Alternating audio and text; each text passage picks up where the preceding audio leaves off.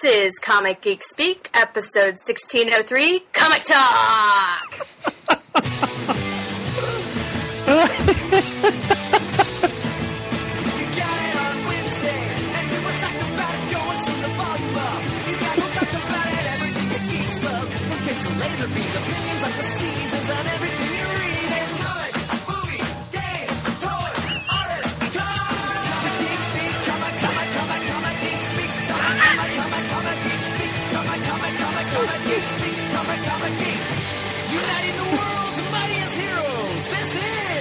Shane Kelly.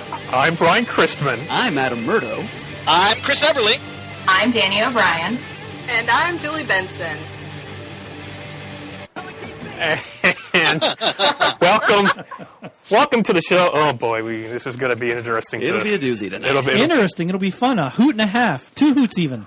Maybe we'll get up to 52 hoots. What do you think? This feels like a record-setting. That's a lot of a hoot. That's a lot of hoots. I had to give the intro in my best pants homage, so there you go. Well, thank you. And yes, in case you haven't figured out already, we have a special guest for this episode, Julie Benson. Welcome to the show, Julie. Thank you. I'm so excited to be here. You guys, I've been listening to your show forever, and I'm such a fan, so I'm, pinching myself. I'm so excited. Excellent. And if you don't already know, Julie and her sister Shauna are the writing team of the upcoming Batgirl and the Birds of Prey. Nice. Coming out from DC, as well as staff writers on the TV show The 100 on the CW. Yes, we just got a season 4 pickup recently, and we found out we're going back for the next season, and we're so excited. Nice. Job secure. It's going to be a busy year. Thank you. Yay. And as this episode goes online, it should go up on Monday, this Thursday, April 28th, your episode that you wrote and that you and Sean wrote is going to air. Yeah, it's our first joint episode of TV, so we're really excited.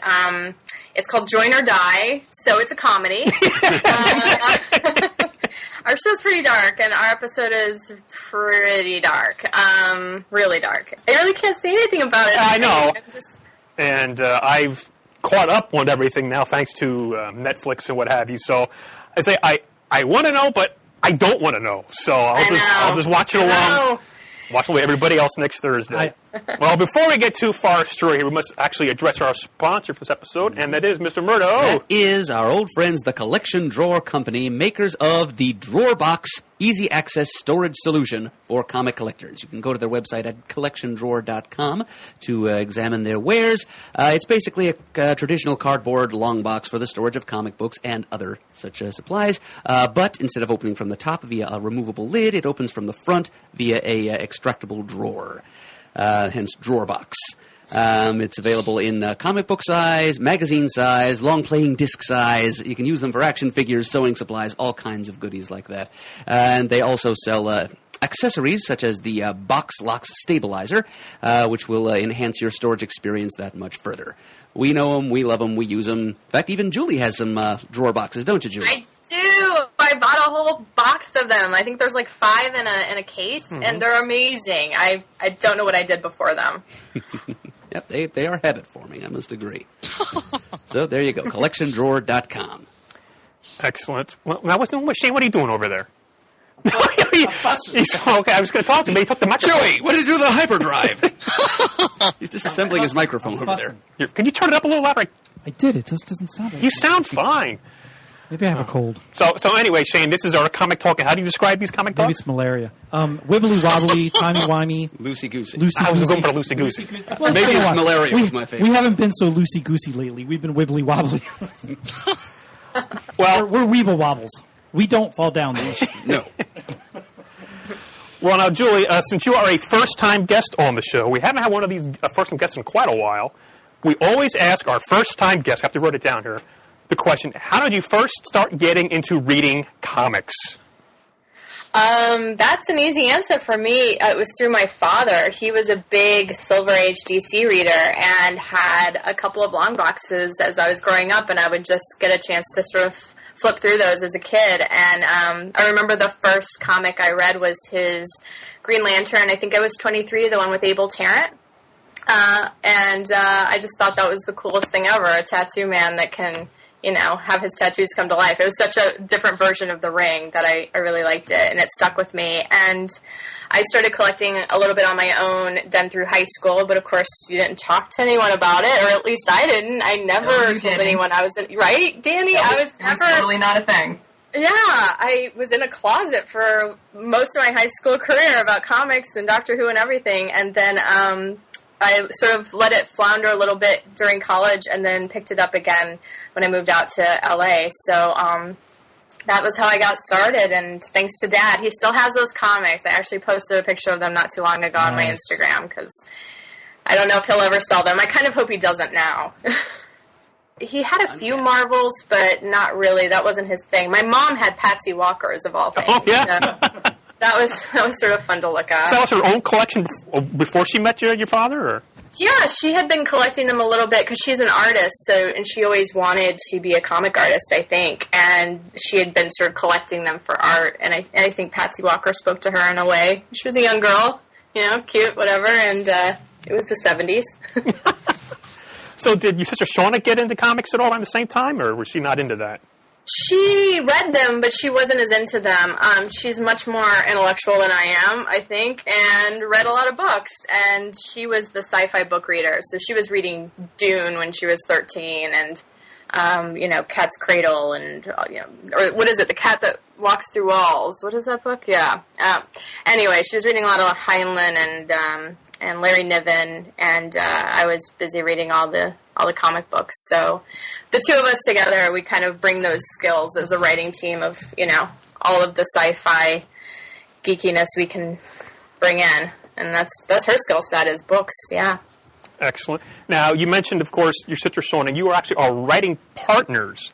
Yeah, and we are. And we are sisters, and we live together, and I swear we don't have lots of cats and smoke cigarettes yet. Or work at the DMV. But yeah, it's really great. We got on. Are you ready to write today? We got on the 100 together after really trudging through the industry for over a decade, and finally got our break on that show last year. And it's just been amazing. And then the comics come along this year, and we're writing that together. And she's done a ton of catch-up. I've been giving her a lot of books to read and sort of getting her into this world because, a lot of it was sort of new to her, which is also an awesome perspective to have for somebody who's not mired in the continuity like I am, for her to kind of come in and see it with fresh eyes and something different. That's been really fun. Wow. Yeah. Not too long after Julie and I met at Gallifrey 1, she was on a podcast with her sister called Artist Alley, where they talk about, well, you mentioned their whole history and getting into the industry, which was fascinating, but I wanted to hear more talk about the geeky stuff. That's why I invited her on the show here. And then to hear she's getting on Birds of Prey afterwards, it's like, well, you have to come on the show here, so I'm very happy for that. Now, if you can, I always like to talk this. There's a quote from Devin Grayson I want to read to you here about getting it. It says, breaking into comics is like breaking into a high-tech military compound. The first thing they do after discovering you got in is to go seal up your entrance so no one can ever break in that way again. Oh, no! So briefly, if you can, how did you get the gig for writing for DC? I just have been following a lot of comic book artists and writers for years on Twitter, social media, and I was a part of this comic group that we'd meet on Sundays called Comic Book Sunday, and Jim Kruger was in it, Marv would show up. Marv being... Marv Wolfman. There you go, name dropper. Lynn Wein, those sort of guys. So Lynn Wein. Hanging out on a lawn at a friend's house and passing around comics, and they would be drinking beers and just getting to talk to those guys. And you would think I would have gotten in that way, just sort of knowing all of these people, but it was actually through Jeff Johns, who we were social media friends. We'd both follow each other on Twitter and Instagram and all those things, and I think he was sort of following my writing career with Shauna as for the TV shows, and then I sent him a message at the beginning of the year like, we should actually meet in person, and so we grabbed a dinner in January, and within the first 20 minutes of me talking his ear off about Crisis of Infinite Earths, I'm nowhere close to Murd's ability, but I sort of went off on how much I love that book and how much I love those characters and miss that vibe of DC. He was just like, why aren't you guys writing a book for us? So it was sort of as simple as that, getting my toes in the door, and then we had to meet about the book and turn in our pitch and deliver. And that was the hard part, was actually taking the characters, taking the direction they want to take with the characters in the season or the series. I keep going through TV terms, sorry.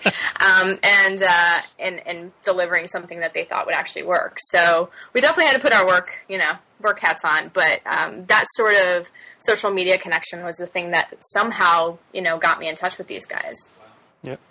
Now, again, I'm sorry, I got a whole lot of questions. You guys, feel free to jump in, because otherwise I'm just going to keep going here.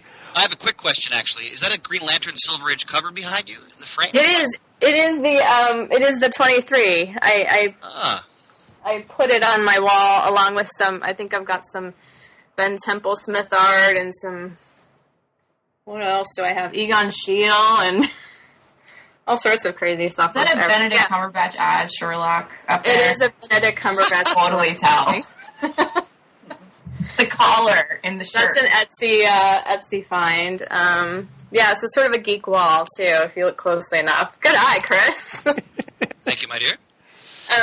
I feel like that story makes it sound like I just sat down and sort of got a job, and I wish it were as easy as that, but I really have been trying to do this for a decade, and I never actually thought I could write a comic, meaning I didn't think that the opportunity was there for a female. It's been really hard, and B, it just felt like something you have to be invited to do. And one of the questions Jeff asked was, why haven't you written a comic if you're such a fan? And my answer was, of course, you need lots of money and permission to do that, and I don't know how to draw, and I don't know any artists that would do it for free. Like what?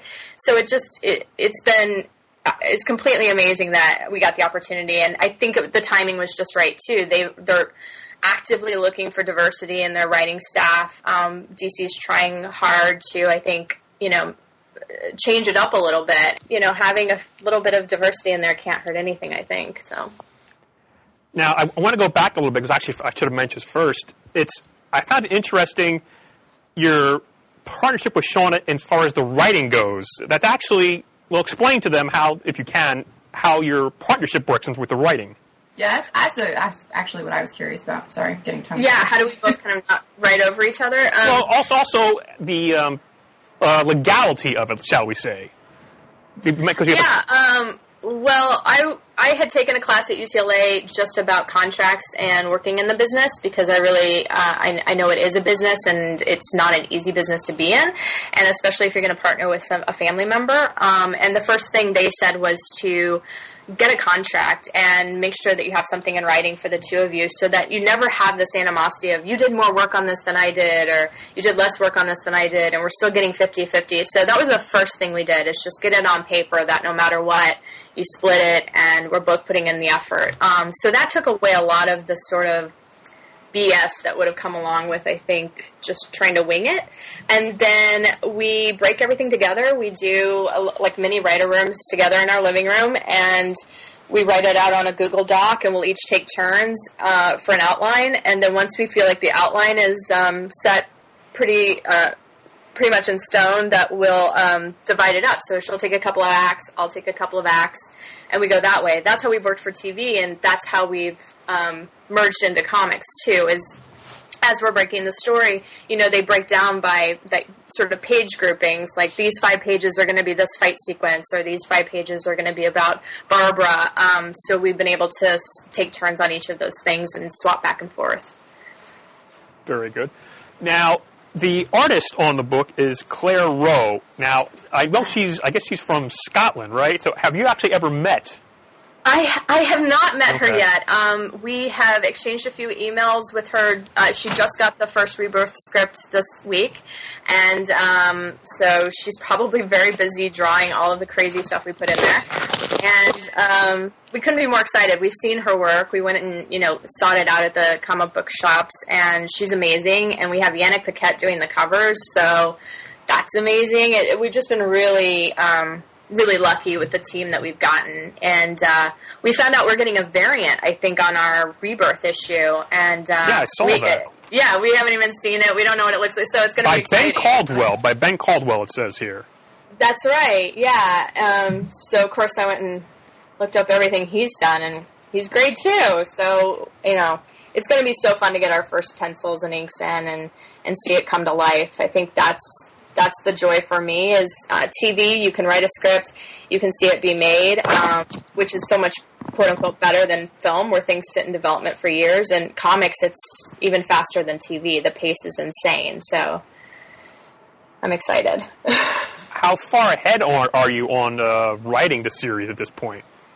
Well, you break the entire run, or at least we did, where we wanted to end up and how we thought each issue would sort of bang out in sort of brief paragraph form.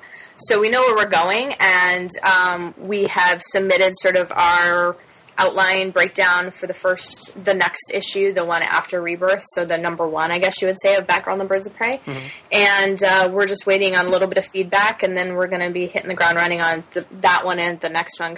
We start the writer's room on the 100 in less than a month, and we'll be quite busy on that. So I want to make sure I give enough time to get these done, and it's going to be fun. We had this question, I think, when we heard about Rebirth.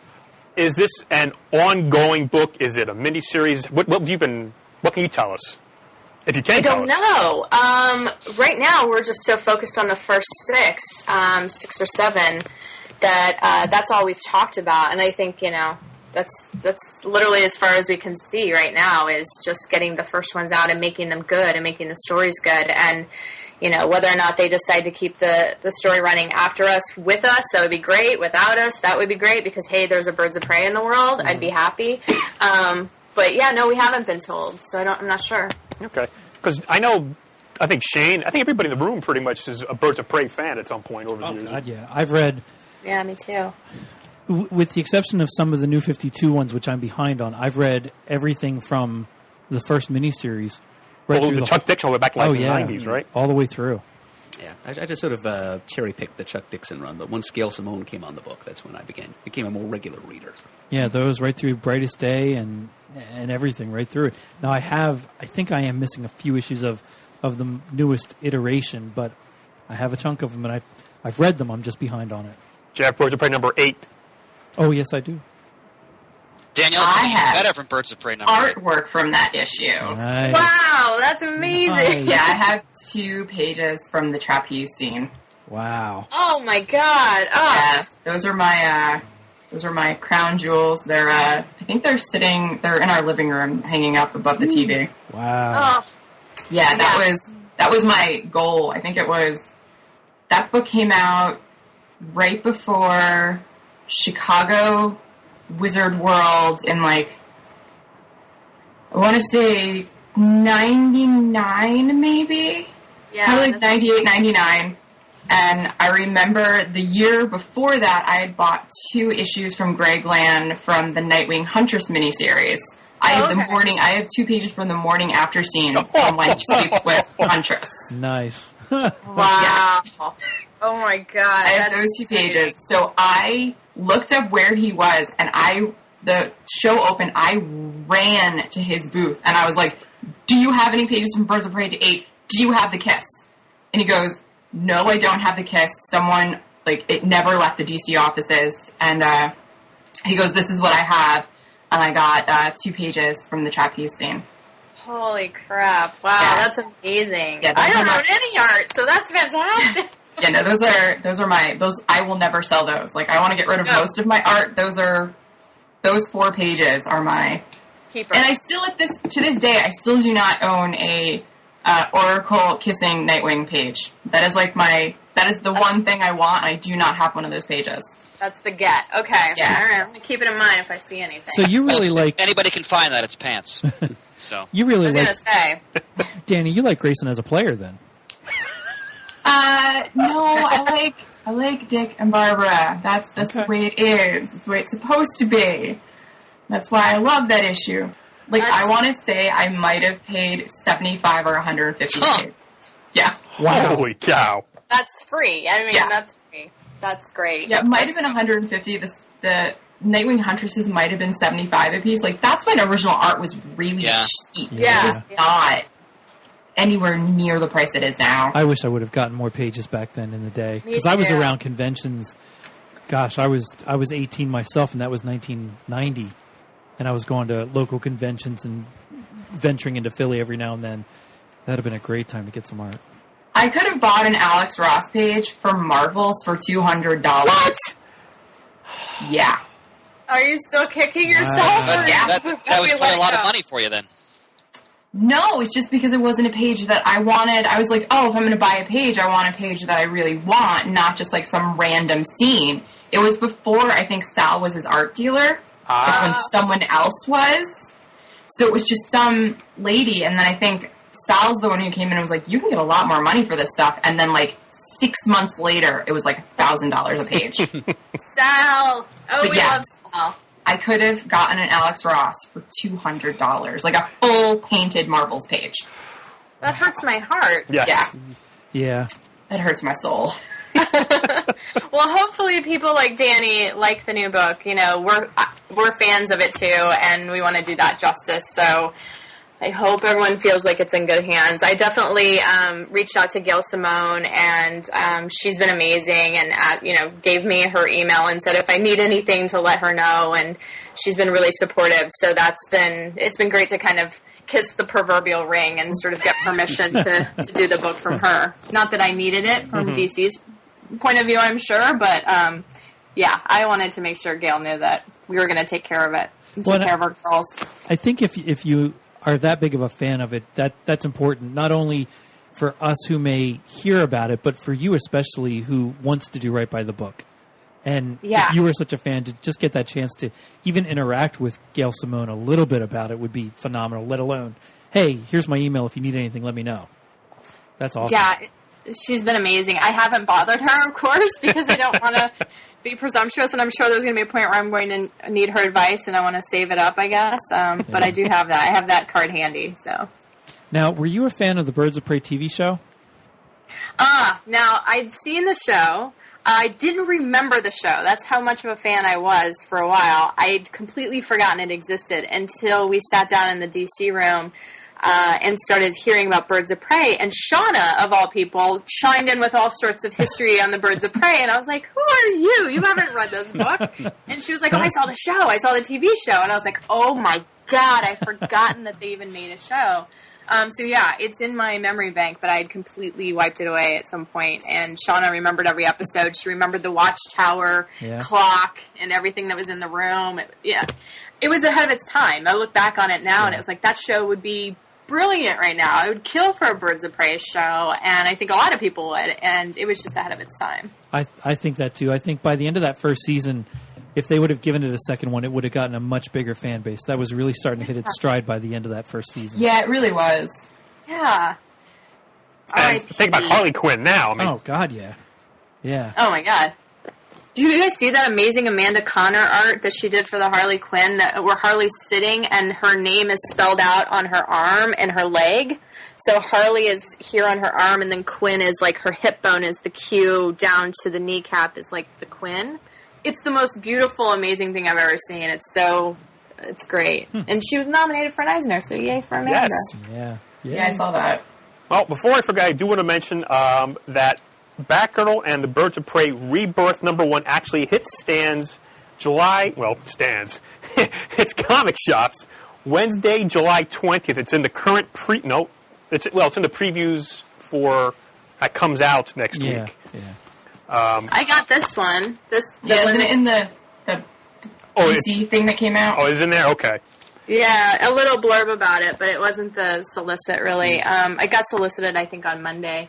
And, that's the first day of Comic-Con, so the Wednesday of Comic-Con, so it'll be fun to have a book out then. And I think the next one comes out on our birthday, which is in August, August 24th. So that's a good birthday present. Because you're not twins, but you do have the same birth date. That's right. We were born on the same day, 3 years apart. If we could be any more gross, like how... get rid of us. That's crazy. So we're not twins, but we share the same birthday. Wow. Yep. Well, I'm doing my best to get out to Comic-Con, so I'm going to track you down and get you and Sean to sign a copy. If I can find a copy the day of Comic-Con. Imagine, probably can't find it at Comic-Con that day because it comes Probably out not. that day. Yeah. Nobody sells comic books at Comic-Con. Comic-Con? They come out that day. I'll lug some around with me or something then. Oh, I'm good. You're good. I need a copy. Well, I need a copy signed. I don't know about you guys, but I'm getting a copy signed for that. Yeah, I hope to be there. We haven't heard if we're doing any signings. I couldn't get a hotel room, so I'll be sleeping out of my car, I guess. I don't know. Well, if worse comes to worse, like I said, I do right now have a place, but it's out of I your... can see with pants. That's exciting. No, it can be very exciting. now be careful. It's an interesting It's an experience. adventure. Oh, jeez. It's like an Indiana Jones I'm not movie. sure. There's a lot of fart talk lately, and Yes. that makes me nervous. Well, have you seen the finale of Season 4 of Gilmore Girls yet? Yes, I have. Kirk and his night terrors. Oh my god. No, it's I not- cannot room with you, Pants. I cannot room with you if you're Kirk. I don't remember you having night terrors, but now that's just like my favorite visual ever. I'm being attacked by assassins. No, but it's not that bad. I kid. But yeah, the flatulence that they can definitely attest to. It is very real. It is very real. Thank you guys for watching the WonderCon event and sort of talking about it That was post awesome. WonderCon. That was amazing and terrifying, and it was so weird to be up there on stage with John Romita Jr. and Scott Snyder and Tom King, your guys' friend Tom King, and all these amazing, talented people who also were behind stage going, I've never done anything like this. This is crazy. This is insane. So we were all pretty petrified, but I think it went off okay. I don't know. Well, now... From my perspective, it did. I hope they do more events like that. And I'd love I to do see that too. more industry-wide. That was a lot of fun to watch. Well, now I'm going to ask you a trivia question about this since you brought that up. Oh, no. When you and God. Terrible on the spot. Okay. Well, it's CGS related. So when you and Shauna got on stage, there were already 5 people on stage who've been on Comic Geek Speak before. Name them. Oh my god. Okay, so oh no. Was it James? Was James up there with us? Tom King. James was, but he was one of the 2 who wasn't on the show. I'm just naming people at this point. Hope Larson? Was Hope on there? She was the other one who was not on the show. So everybody else. Everybody else was on the stage. Now, but can you name them? John Romita Jr. No, but when you got on stage, they came later. Scott Snyder and J.R. came after you guys were already on stage. I'm sorry, I'm getting too animated. Please, I'll be calm. I see I'll be what calm. you're saying. I'm sorry. Okay, so Tom Steal some of King. your speed. I thought I named everyone just now. I can't think. Who was the other person up there? Well, again, there were more people on stage. Oh, sitting behind me. Tim Seeley. Tim Seeley. I'll give you Tom King. You said Tom King. Yeah, Tom King, Jeff Johns, Jeff Johns. Jim Lee, Jim Dan Lee. DiDio? Jim Dan DiDio, yep. Oh, wow. Yeah, well, Tom King and Tim Seeley have been on a couple of times for conversations and what have Tom's you. been right here in the studio. Yes, sir. On more than one occasion. They drove up and Yeah. drove from D.C. Right, God it's bless a special him. trip just to hang out. Yeah, I forgot he lives in D.C. Yeah. They were really amazing. And if I'd have known, if I'd thought twice to talk to Tom about Comic Geek Speak, I would have. Oh, you didn't talk to him about? Oh. Not while we were there. I was too busy going, how do you write comic books like you write them? Can you just tell me how to do everything you do? And everyone was really nice. And again, that group of guys, like the Bat family, that's a real term that we use with each other because we got up on stage and before that we had done a rehearsal and all of us kind of banded together as a little bit of a group, and they said, if you want to email us, if you want us to read anything, we're always sending each other stuff, so join in. And that was kind of great to be allowed into that group, with open arms. So that was really nice. Yeah. Just before I wrote it down. So Jeff Johns was on episode 779. He came on to talk about Smallville Absolute Justice, the episode he'd written for Smallville. Yep. And at the very end of the episode, because we got that interview through Kevin Levy. Right. From, at that time, he was with WB, TV Levy. But it was only really talk about that episode. Right. And at the very end, John said to us, next time we'll talk comics. But how's it been in next time? So I keep that in the back of my that's the back of my mind. That was over 6 years ago, February of 2010. Time to get him back on the show. He's not busy at all. Oh, no, so no. much more free time now. You have his number. Why don't you call him for us, Julie? Okay. I can remember sending him an email when Flash 198, 99, 200, and maybe 201 were coming out. Jamie of Earth 2 and I were talking about it, and Jamie of Earth 2 would go back and forth with him about email. So then I sent him something. We were talking about Flash for a couple days, and then that faded away. You still have that archived? I'm sure I do. Cool. I never delete emails. Jim Lee was in episode 247 from April of 2007, a conversation with Jim Lee, of course. And Dan DiDio was in episode 1123. It was weird how we got him on the show. That was from August 31st of 2011. That night before, Tuesday night, there was a midnight opening at Zap Comics in Wayne, New Jersey, to sell the first issue of Flashpoint. Flashpoint number 5 and JL number 1, just like number 1. So I went out to Wayne, New Jersey for the opening because he said he was going to be there. And at that time, whoever came the farthest, he said, would get one of those black Wayne Casino, $1,000 Wayne Casino chips. So I did it for that, and we're waiting outside 10 minutes a minute. I said, I'm going to talk to him. So I talked to him before the launch of Flashpoint number 5, only for about like 2 minutes. So that's that. All right. Well, again, please guys jump in with anything else, but we've been talking about the Eisner Awards. They just had the nominations announced the other day. So we can... I don't know if I'm going to go over all of them. Let's go over a couple of them. Well, I saw Tom was, which is awesome. Well, yes. Mert, can you read? I see you're squinting. Can you read that, Mert? If I put on these. Okay, because you're better reading than I am. Well, I can make it bigger. Some kind of ocular reading device. Right. The very first category, Best Short Story. It's a Black Death in America by Tom King and John Paul Leon in Vertigo Quarterly. It was part of the 4-issue, 4-color miniseries, CMYK, like cyan, magenta, yellow, and black. Okay. Each issue was themed after a different one of those 4 traditional comic book printing colors. It's just a bunch of short stories having in some way to do with that particular color. And the coloring of the issue reflected that as well. And so I guess they got into the black issue, and so issue number 4. And that story was in there, and it was nominated for an Eisner. So congratulations, Tom. That's awesome. Yeah, I should mention the Eisner Awards are basically the Oscars for comics. Mm-hmm. Most people listening to this are going to know that. Well, yeah. This was the first year there were, I think, a huge majority of female nominees, which was really great to hear. Yeah, I think it was over half of them, wasn't it? I think it was like the number 61 is sticking in my head. That could be it too. Yeah. It was a pretty large number. It was like a very diverse selection of people this year. Yeah, it was pretty great. But as always, when I see these nominations, I think, I'm not reading the right comics, or I don't know, because some of these comics just sound really great. I have heard of very few of them. Another reason why this is much like the Oscars. Except this is more diverse than the Oscars, Mert. Good point. I was pleased that Jason Aaron was nominated as Best Writer because I think the breadth of his work is so amazing at this point. He's let a writer like Brian Wood who can basically write any genre and make it outstanding. I mean, there's Star Wars, Southern Bastards, Thor. He did Scalped. Doctor Strange. Doctor Strange. He's one of the top writers in comics, so I was glad to see that he got the nomination. Yeah, I was going through the category, as like Best Single Issue One-Shot, and I thought, oh my God, I have one of those issues. And it's Silver Surfer number 11, Never After, by Dan Slott and Michael Allred.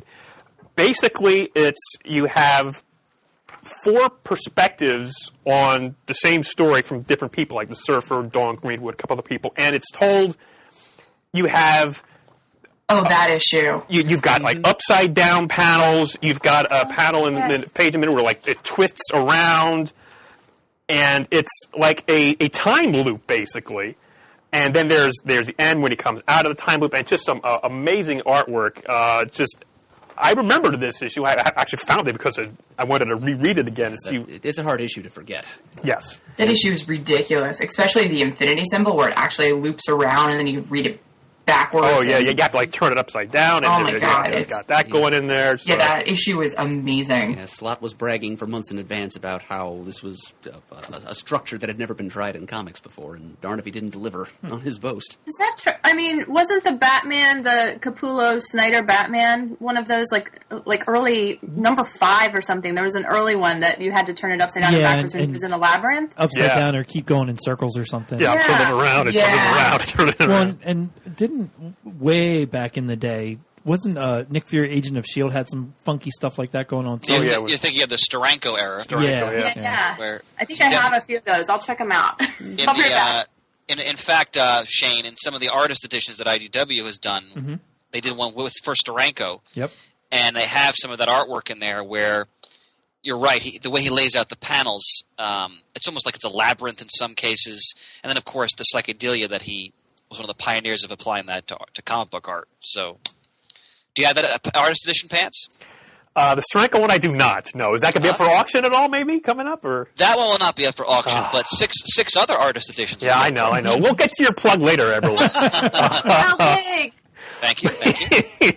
But I remember actually, so Aldred's done some other wacky things like that. I think he actually did an issue of Madman where it was like one continuous, like, 21-page spread. Yeah. Cut out. So he's done these kind of things before where it's like really innovative. So there's one book I actually read that's on the list, so I was very proud of that. I have to catch up on Silver Surfer. I am so woefully behind on that. Oh, that's true. Oh, and actually, for Best Continuing Series, that got a nomination. Silver Surfer did. So did Southern Bastards by Jason Aaron and Jason Latour, as did Invincible by Robert Kirkman, Ryan Ottley, and Cliff Rathburn. Yeah, Julie, was there anything you wanted to point out here? Because, like I said, I don't necessarily know all of these titles. I was here. really glad to see Paper Girls on there. The Brian K. Vaughan Paper Girls. Bitch Planet. I really love Brubaker's Fade Out, so I was excited to see that.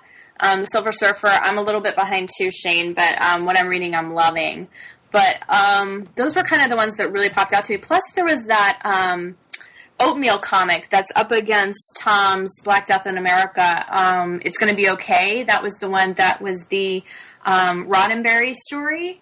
If you haven't seen it, it's online, and it's really, really amazing. It's about, I believe, Gene Roddenberry when he was a military pilot, and how he kind of saved some lives on a burning plane, and it's a true story, and it's crazy. Did not know that. Julie, I echo your love of the Fade Out. So I think it's one of Brubaker and Phillips' greatest works. Just an amazing take on Hollywood noir. Tremendous series.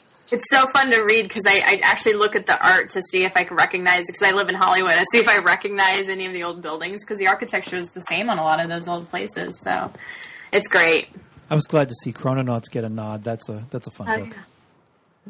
Yeah. Julie, you mentioned the Oatmeal. There actually is a link to the comic on the Comic-Con site for the Eisner Awards. So, yeah, you actually read it online. Oh, good. It's an online comic. Oh, yeah. That explains it, Pants. All right. Yeah. Well. The Oatmeal's a pretty, one of those big online comics. Shows you how much. One of the few that makes me snort, laugh out loud for most of them. And this one was a very quiet and sweet and intense tale, which was a real departure from his work otherwise, which is usually dogs pooping and farting and doing funny things like that. I just said farting and pooping on a podcast. Okay. Welcome to the club. I guess when Sal's here, it's much worse, so I'm okay. I'm in good hands. Sal's awesome. You can say, hey, Sal, and boy, he just goes, and it's a laugh riot. I swear. That's one of the reasons I think, Brian, you even found me, was I posted on the forums when I went to Comic-Con last year and sought out Uncle Sal and sort of said hi to him as a big weirdo, and he did. He kept looking at me like, what does this girl want? And I was like, I'm a big fan of Comic King Speak, blah, blah, blah, like a big dork. And he was like, oh, okay, I don't owe her money. And we talked about Chicago, because I'm from Illinois, and I lived in Chicago for many, many years, and he was really great to take some time out and chat with me, and I posted the picture on the forums, and then, heard him sing my praises on the next episode soon after. And I'm sorry about that. I had no idea. He sure did. He sure did. But no, I sent him a message afterward. I said, only an 8? Come on. Should go up to 11. Oh gosh, so I lost my train of thought now. I'm thinking about the 11. Somebody pick me up here. We were talking about the Eisners. Oh, the Eisners. Thank you. Yes. Mouse Guard and Peanuts, a tribute by Boom, both by Boom, are in for Best Anthology. That's awesome. See, Ed Pisker of Pittsburgh is in there for Best Writer Artist for Hip Hop Family Tree. And that's a book you laud, right, Mert? Yes. Yeah. Yes, it is. So I'm glad he got a little nod there for his work on that. Also, Kaiju Max. I'm sorry, Mert, go ahead. And a different category entirely, but I think it was Best New Series is further up. Okay. So since I don't have a computer, I'm kind of at the mercy of Pance's scrolling finger here. Sorry. But, Scrolling. There we go. Keep that cursor scrolling. Best New Series, Kaiju Max by Xander Cannon from Oni Press, which is basically a giant monster prison drama. If Oz were set on Monster Island from the Godzilla movies, that's what that series is. It's fun. What most impressed me about the list was the array of independent creators and titles who were acknowledged. Yeah. I mean, I think I don't have it in front, but I think they dominated the list really. There's only I think a handful of things from Marvel and DC. Usually the Eisners are very indie. They're more indie than they are mainstream. And I think sometimes mainstream does, here and there, but a lot of times it's a lot of indie stuff. Best penciler, inker, or penciler, or inking team, or inker team. Nate Powell for March Book 2. That's awesome. Was Silver Surfer nominated as Best Ongoing Series? Let me check here again with my scrolling here. Best Continuing Series, Silver Surfer, yes. Is it still continuing? Or was it canceled? Well, they relaunched it at number 1 again. Yeah. Oh, they did? Even though it's the exact same creative team.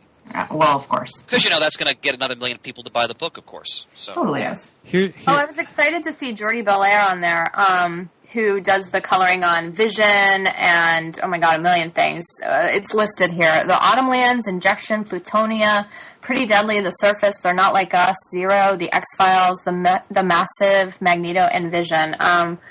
It's just amazing how much work she did in the last year. Best comics-related periodical / journalism. Alter Ego, Back Issue, Comic Riffs, Hogan's Alley, and Jack Kirby Collector. 3 from Tomorrow's. Well-deserved. Yeah. Awesome. Well-deserved. Oh. Alter Ego and Back Issue are just essential reads every month. Oh, Back Issue is just head over heels fantastic. Now, Julie, because the Eisners are actually voted on by industry people, maybe next year you can actually vote on the Eisners. Oh my gosh, yeah, I hadn't thought of that. Yeah, see? I'm always thinking. That would be amazing. Yeah, that would be so fun. I got to vote in the WGA Awards for the first time this year, and that was Nice. That was exciting. Okay, of course, I know what WGA, don't abbreviate in front of us, what it stands for. Oh, Writers Guild of America. I wrote down a list of things, pop culture things, and things that I had been looking at through the week. So if there's lulls, I have a list. Well, I think we have a lull now, so Go with it. something. Well, the one thing that literally just hit before we started recording was that Sci-Fi's picked up Krypton to series. Did you guys see that? I saw something about that. I thought that was dead in the Really? water. So did I. I did too. Apparently, David Goyer is going to direct, and it's about Superman's grandfather in the House of L story. So, I don't know. What do you guys think about that? That's weird.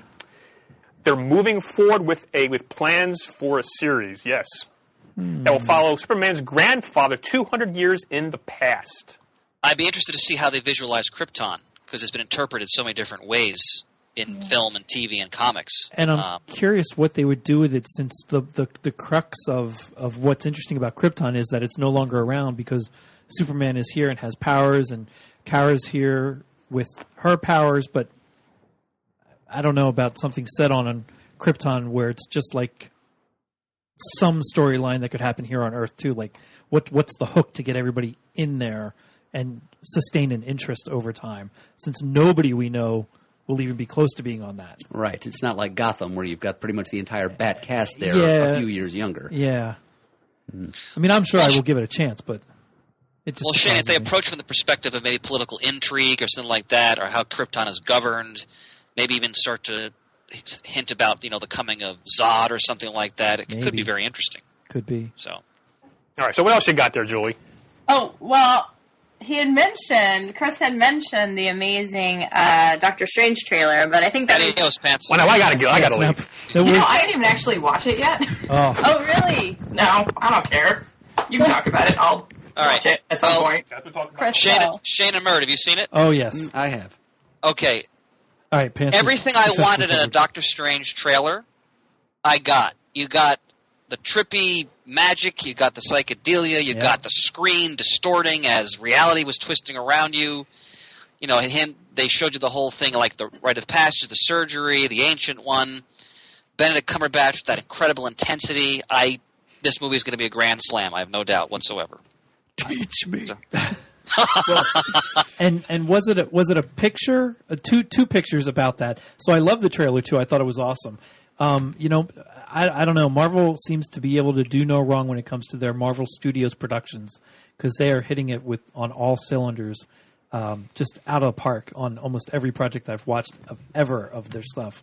And plus, I'm sorry, I forgot one thing, Shane. For Murd especially, they showed him astrally projecting. Yes.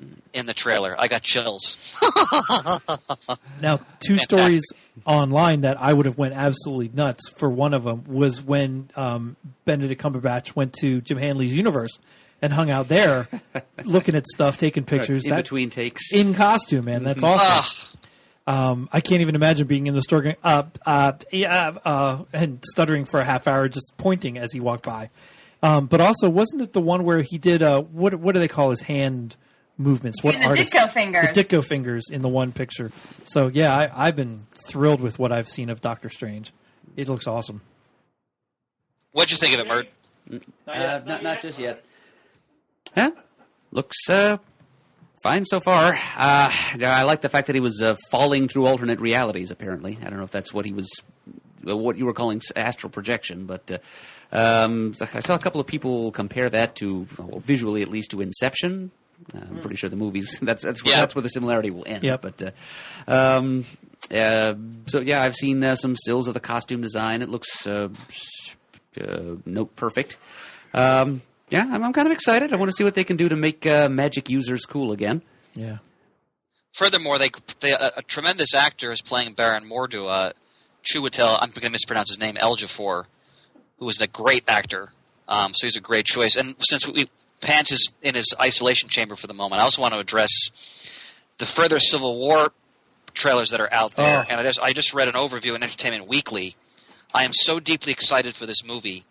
I can't even begin to tell you. And from what I've been reading, it sounds like they really have a sense of the Civil War dynamic between Steve Rogers and Tony Stark. And what I was most pleased about was they made it clear that the Black Panther is not necessarily going to be on either side, which is the way it should be for that character. Yep. So I think Daniel had a good prediction with the same team who made Winter Soldier.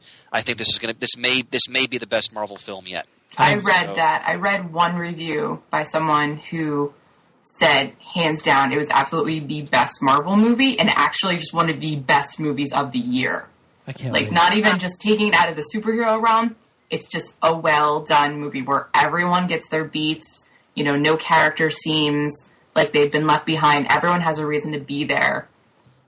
And I mean, the writers and those directors, like I am Civil War Winter Soldier so good. Like, yes, it is. Every time someone puts that movie on, I can't leave the room. Yeah. Chris does it all the time when I'm at the store. Like, I'm about to leave, and he puts that movie on. I'm like, well, I guess I can't leave now. I guess I'm stuck here for another 2 hours. I'll go home and do laundry later. I have to do a really disgusting name drop and say that I met Stephen McFeely at a party last weekend, and he's one of the writers of the Civil War movie and co-writers, and I obviously peppered him with questions, and he didn't answer anything spoilery-wise, but he had an interesting perspective, which was, you know, I asked, what about this in the book and what about this in the book? And he looks at it from a perspective of we write the movies in the movie universe and the books are definitely there and they're definitely resource material, but they really write them from the perspective of that's its own canon and they have to work it from those angles, which I completely respect and understand. And it actually makes a lot more sense to me now that I kind of understand some of the things that I saw in the trailer going, oh yeah, no, okay, they have to do that because otherwise it would just completely jerk the regular audience out of the picture, not understanding why somebody would choose the side they chose. So, I'm very excited, and he was really excited about it, and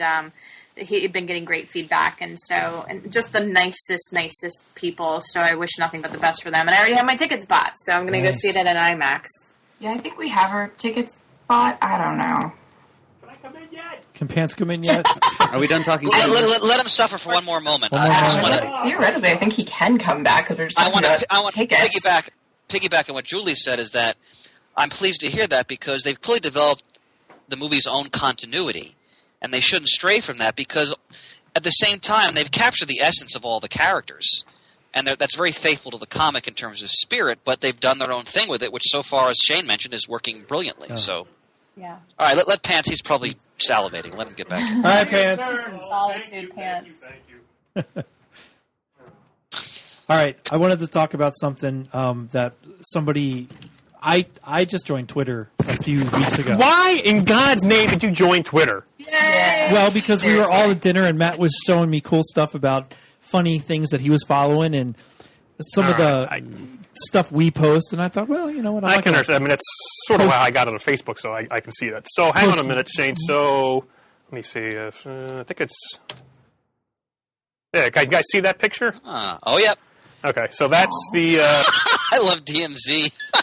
I'm not on to post a lot of, and I don't do this on Facebook either. I don't post like I'm going to the bathroom. I made a pie. I'm going to the dentist. I don't. Those do are that. the best kind of posts. I mean, they're not negative. No one's arguing. They can't yell at you. No, thanks. But at the old house, I had a smaller version of this pin set up hanging on the wall in my comic room, and I had to tear it apart for a prize at one of our Super Show events. Mm-hmm. And then slowly collected things that I was missing then again, but never put it back up. And as I'm going through things, cleaning up the house to go through some boxes from 4 years ago that we moved, to clean up the comic room and sell stuff that I don't need or want anymore, I finally came across the new pin frame I had bought and my bag of pins.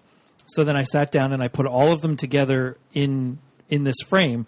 And somebody on Twitter asked to explain about what these pins are. So some of them were ones we created and sold at conventions. Some were giveaways.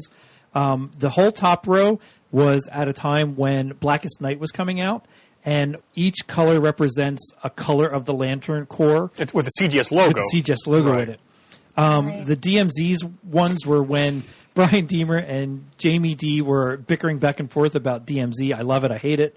The three buttons next to that are all the in memory of Jamie D, which Danny had made, and they're fantastic. The I Love Dan, I Love Joe was just Do You Love Joe Quesada or Dan Didio? Yeah. I forget when around that time. I don't know. It's probably like 5-6 years ago. I love the one who actually can create things, and that's all I'll say there. All the way to the left is Stan's the Man and True Believer, just Marvel things. I don't think there were. I think we were at Fan Expo in Toronto when Stan Lee was there. I think it's trying to make a buck here too. And then there's like the 1000 that was for our 1000th episode, which people came to the studio here and everybody got a pin who came. Then just a couple generic Comic Geek Speak logo ones. The 5-year celebration button. The I'm with Norman, I'm with Nick. Was that Civil War centric? No. What event was that? Was that when Norman was in charge of Hammer? Might have been. Siege or one of those. There's so many of them now. So then below the regular logo ones are Footnotes, World of Toys, and Exploring Bidet, which were our spin-off shows, which they're out there somewhere. I talk about going on and doing one every now and then, but we just haven't ever in quite a long time. The ones to the left of that, Mylar Baby Mylars and Who is Kevin Moyer? The Mylar Baby Mylar, I think Deemer said that a lot when we were early on. Yeah, one time he was doing I can't even remember the name of the company, but they sold Mylar Snugs for comics, and he just was kind of riffing a bit and just broke into this sort of carnival barker lingo. Mylars, baby, Mylars, get them for your comics. You know? The Who is Kevin Moyer is just because Kevin hasn't been around in a while, and we made that up even back then. I think somebody on the forums or people were like, "Who's Kevin Moyer?" Yeah, hired Dick Grayson to investigate. Across from that is 52 for Pants yelling 52. Well, not just me, everybody, but it is my battle cry. You started it, right? Well, I don't know if I started it. It was kind of collective. Yeah, sure. Above that is Beware of Dark Shane, which is that was my idea. What was it? Which is when I tell stories about my younger days. And younger, I was probably 17 to 19, and would break Nintendo controllers over games that I don't play anymore because they aggravate me greatly. And I was very methodical and meticulous about how I broke the controllers. All the ones below it were just I love which one of the geeks and sold them at conventions. And then Matt 80-20 was his 80-20 ratio of good versus bad jokes. Yes. The Puppet Rios 08 was for an election. Puppet Rios for president. Puppet Rios for president, that's right. The next 1, 2, 3, 4. I remember when Murd did that. 1, 2, 3, 4, 5, 6 buttons were all convention exclusive buttons. And then the pants button because it's pants. Now, I was looking over your list there. Yes. And I noticed a button that is not there. It's probably the Feast of the Pants buttons. Oh, I forgot about those. Because I've never gotten one of those. I've never been to a Feast of the Pants. But there's another one, which I found a bag of actually the other day. Really? I don't know how it got all messed up. It's Support Norton for Battle Pug. Oh. When he was doing Nice. Battle Pug and he was up for an Eisner Award. Anyway, it's a picture of the Battle Pug. It says support. I think Jamie might have said, I'm supporting Norton, and it just stuck. So we decided to, and I gave Mike a whole bunch of them. That's so cool. No, I don't know why it's all those. messed up. Maybe the rejects we had, but it's all Well, that's all right. Better than nothing. flummoxed It'll there. go in the case. Go in the case. And I want to tell a story about, we used to take them to the cons, and we were at Heroes Con like 5-6 years ago, and I was away from the booth, and I came back, and Brian goes, we sold all of our I Heart Pants buttons. I'm like, what? Really? Turns out there is a woman who worked at the con whose nickname is also Pants. So she bought it for her and all her friends. Yeah, you guys have gotten together and visited. Oh, yeah, each other absolutely. over Every the time I years, go too. down, I go, hey, Pants. There's a picture of us together, of course, a pair of pants. Yeah. So, because when we go down, you going to Heroes Con? Have you confirmed it yet? I'm going down to Heroes Con. All right. Break out the banjo. That's over what weekend? Father's Day weekend. Which is what date? 17, 18, 19. Yeah, I'm away. We are going on an actual vacation, I think, somewhere. Undisclosed location, you can't tell us? Yeah, no, I'm not telling you. So I can borrow the deck builder game. Yeah. I'm going to take I deck already said that. I know, but I didn't tell Murd yet. We'll never leave the room. Well, we'll leave the room. You'll leave the room. I'll stay in there. Anyway, we're getting off the track here again. Why does Murd need to leave the room? Yeah, what's happening? Just worried if he brings the DC deck builder along, it will be a distraction. I see. No, I love playing the DC. So do Josie, I. you can't get him away from that game. See? He fiends for it, and then forces 8-year-olds to play with him. I did not force them to play with me. Don't. These are the Deemer brothers. Oh, is this at my house? Come on, play. Yeah, and down at Stone Harbor too. Excellent. Gaming is as natural to those girls as eating and sleeping. That's true. Oh my God, those girls were amazing, and the trash talking they were doing to Bill was music to my ears. All right, well, I got some of that because it's relatively recent. Have you guys, I don't know. The new Doctor Who companion will be revealed live on BBC One Saturday night. Nice. Oh, really? I didn't see that. Yes. During a football match, of all things. Yes. It'll be it'll be made live during halftime of the FA Cup semifinal match of the day live. Oh, I might actually watch that match anyway. So if it's There you go. at 1800 BST, that means it'll be 1 o'clock our time. I think. All right. Now, my question is, I came into Doctor Who after Clara had just come on.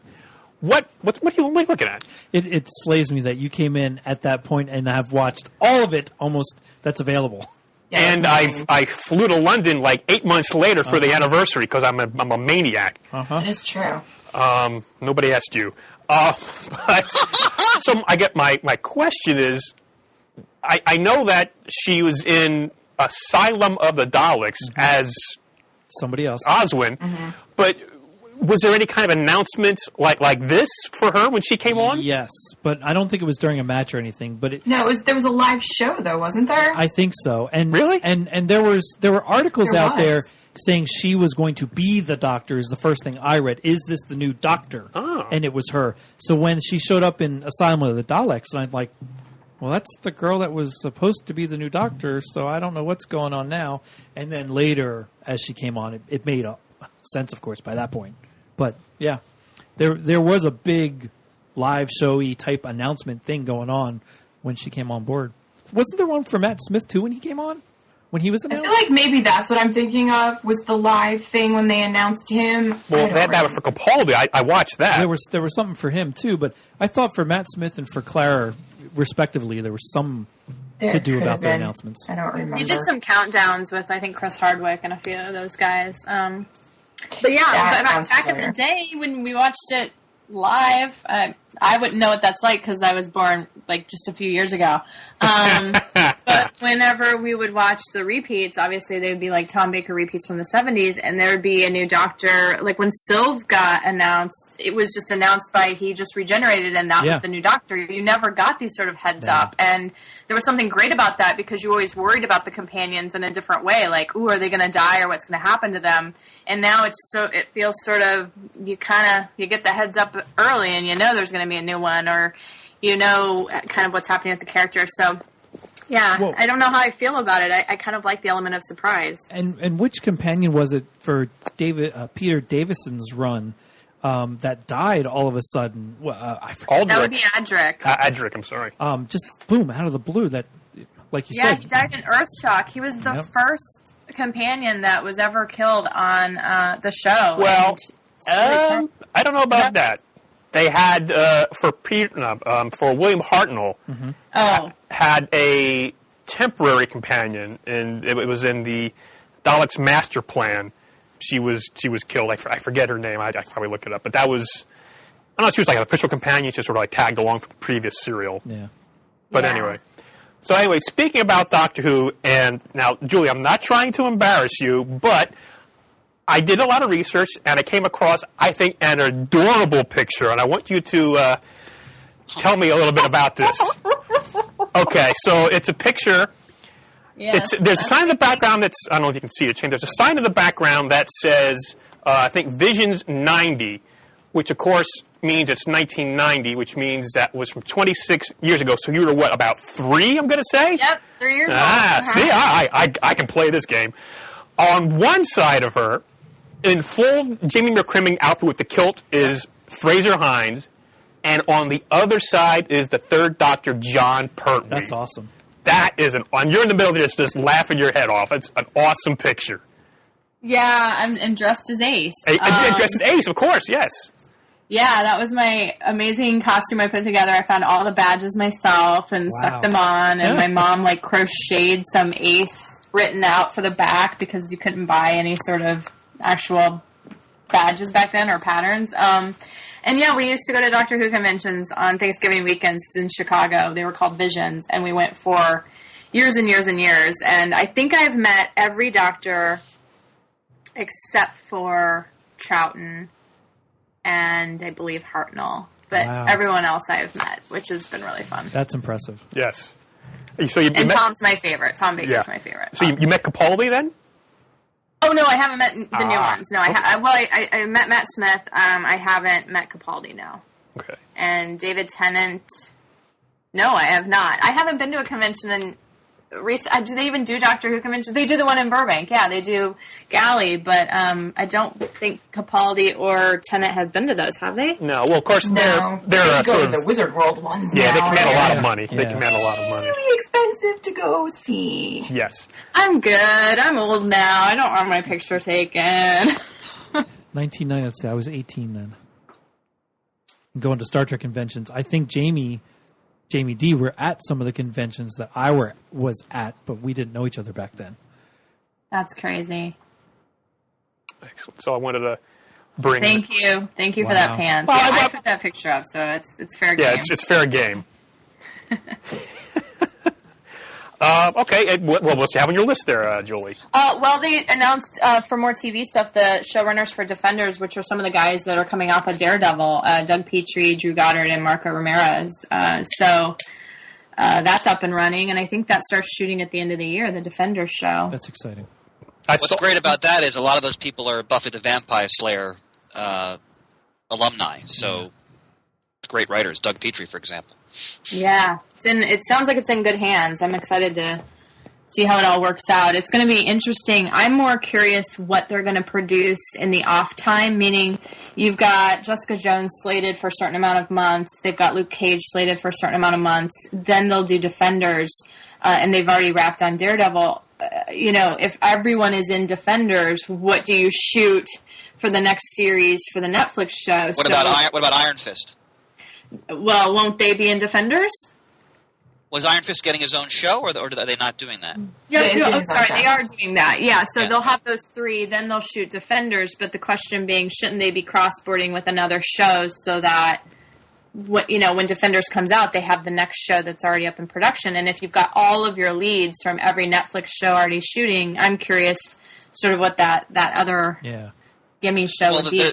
I don't know. There's so many other Marvel Street characters. They could do Moon Knight, for example. That would be my choice. They could do Shang-Chi. They could give the Punisher his own show. There's a lot of possibilities there. Yeah, that's actually a really good possibility, Chris, of Punisher. Yeah. Well, I mean, the actor I thought knocked it out of the park on Daredevil. Right? So, it was tremendous. He was poignant and terrifying all at the same time. So. And he was so good as Shane in Walking Dead, and I think that the issue I had with that character was that he was really playing Rick Grimes. If you read the books, which I know you guys have, all the Walking Dead books, it does feel like Shane really took a lot of the Rick Grimes persona in those first few seasons of Walking Dead, and then now they've been able to sort of transition Andrew Lincoln into taking on that character, which has been really interesting. But yeah, it was like, who's this guy and why is he getting the main character's sort of voice and tone? And I think he just exudes that sort of energy anyway, and he would have been that whether or not they wrote it or not. So I was really glad to see him on that. And The Walking Dead had that crazy finale. I don't know if anyone's watching that, but the cliffhanger that has angered most of the internet. And but he's onwards and upwards on Punisher, so that's great. Oh, there's another wall. Let's see, what else do I have? Obviously, I caught up on season 2 of Daredevil, which I really, really enjoyed. I too really liked the Kingpin episode. The sort of no spoilers, but the reintroducing one of the better episodes. That was really, really great. Shane's plugging his ears. All I'll say is, Julie, don't you think they've clearly set up Born Again for next season? Yeah, I hope not in certain aspects. There's already 2 things you can tell they have. But I don't even know what else they would do. Yeah, I just hope they don't do a certain storyline of Born Again. I know where you're going. I know where you're going. Dies, because can we stop that, please? Can we not put her in a fridge? Exactly. Can we stop doing that? She didn't die in Born Again. Yeah, but she does a really heinous thing because Miller sometimes doesn't seem to like women. Well, I know what you're talking about now. Sorry. Yeah. No. Okay. No, she dies later. Yeah. Yeah, he doesn't have it good. He's kind of got he's his own Black Widow, isn't he, of wives and girlfriends? Yeah, I mean, as much as I love the Miller stuff, the older I've gotten and the more feminist I've gotten, I guess you could say, I look back and go, wow, that's pretty harsh, man. You're just creating these characters and, like, killing them off. Well, I think Miller's so rooted in noir that he just goes back to the femme fatale plot device, which, when it's done well, is very effective. But I think you have a point. I mean, that's definitely something he's done. I mean, Sin City is totally based around that whole concept, essentially. Yeah. So. Yeah, he goes pulpy. Yeah. Yeah. Let's let Shane unplug his ears. Okay. Sorry.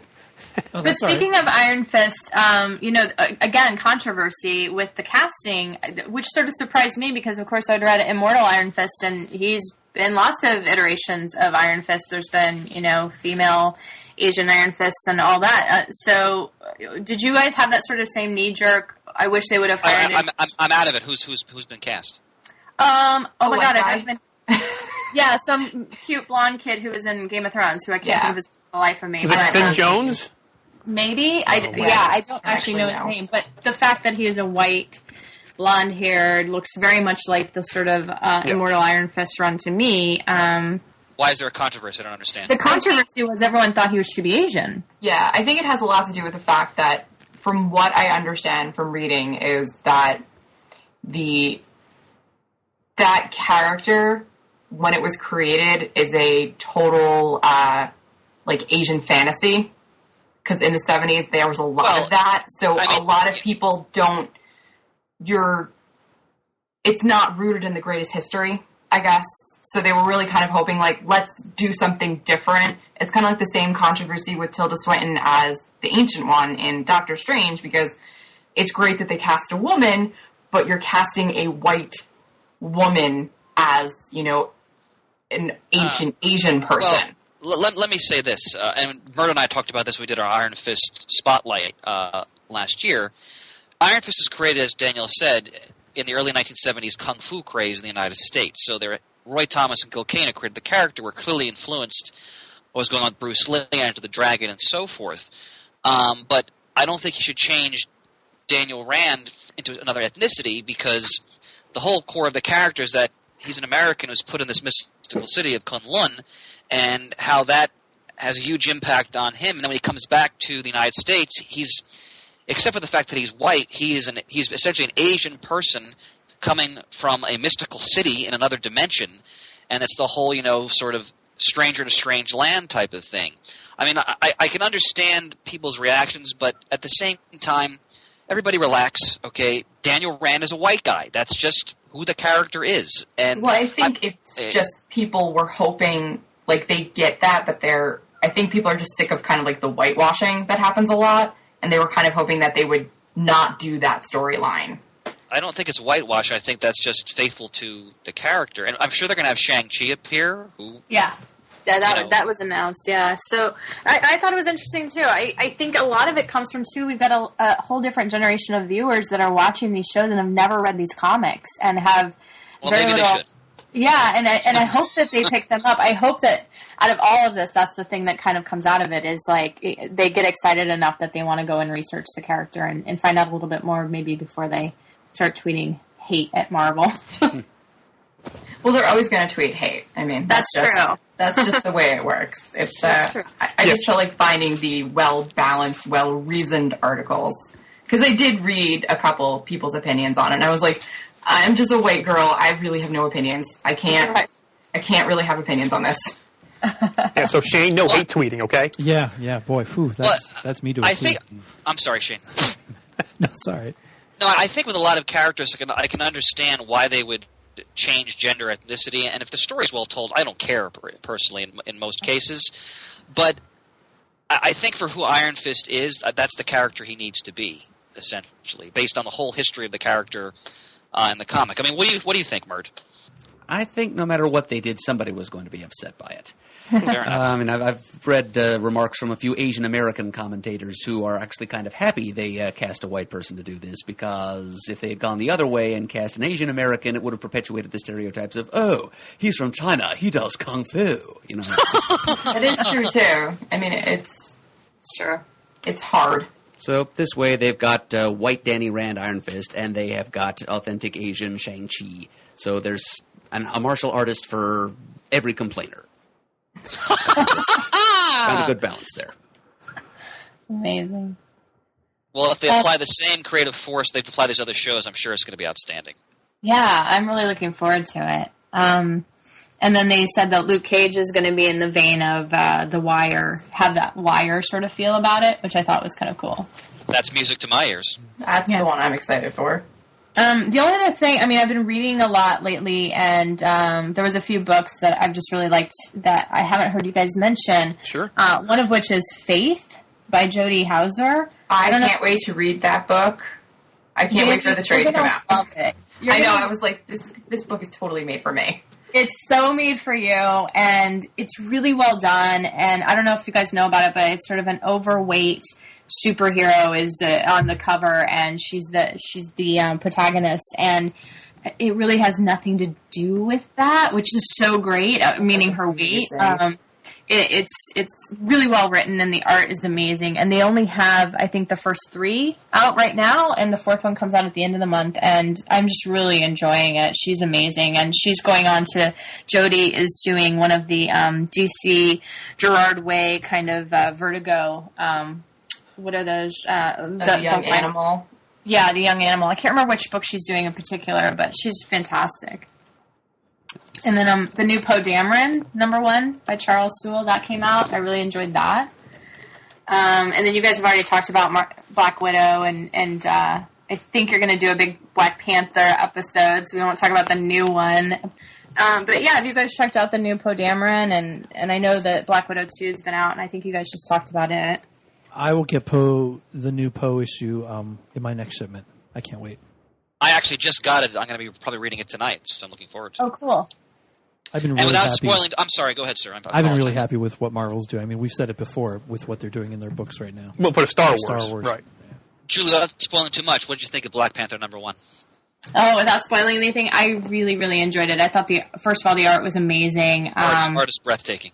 I spent most of my time kind of going back and rereading because I was too busy looking at the visuals on the page. I kind of want to sit down and actually reread it for story because I was spending so much time distracted by the amazing art. But as someone who's not as familiar with Black Panther as you guys are, just knows, the basics, this was a really fun starting off point, I think, for me, and I think for a lot of people coming in. It just feels like it's in really good hands. I had the same sentiment, and I look forward to discussing it in more detail. When we're off the air, I want to get your address. I have to send you some books. Okay, good. Because you need a proper education on that character. I do. Actually, speaking of Marvel, has anyone tried the Marvel Unlimited app where you get to read all the backlog of comics? I have not. Because I'm really considering maybe getting it, because I feel like at this point there's a lot of books that I want to read. I think a lot of the stuff that's like if it's been 6 months old, they'll put it up there. And there's a lot of stuff that I do want to read that I just don't particularly want to buy the trade or make Bill bring it home. I'd rather just read it. So I just keep wondering, is it worth the money? Should I do it? Should I not? So if anyone has an opinion on that, please let me know. It sounds like it would be worth it at least for a month or so to try it out. Yeah. If you can cancel, why not? Yeah. I think you can do a deal where it's $60 or $70 for the year, or you pay $10 a month. So I'm like, well, do I, splurge for the year, or do I go with the monthly thing? I don't know. But I know there's a lot of books that I want to read at this point that I know I've fallen through the cracks, or Bill forgot to bring them home, or I forgot to tell Bill to bring it home. And all I hear is Bill, Bill, Bill. I know. Let's just that's blame what Bill. happens when your husband manages a comic book store and you don't see him anymore. You just complain. He broke the chair. Comics home.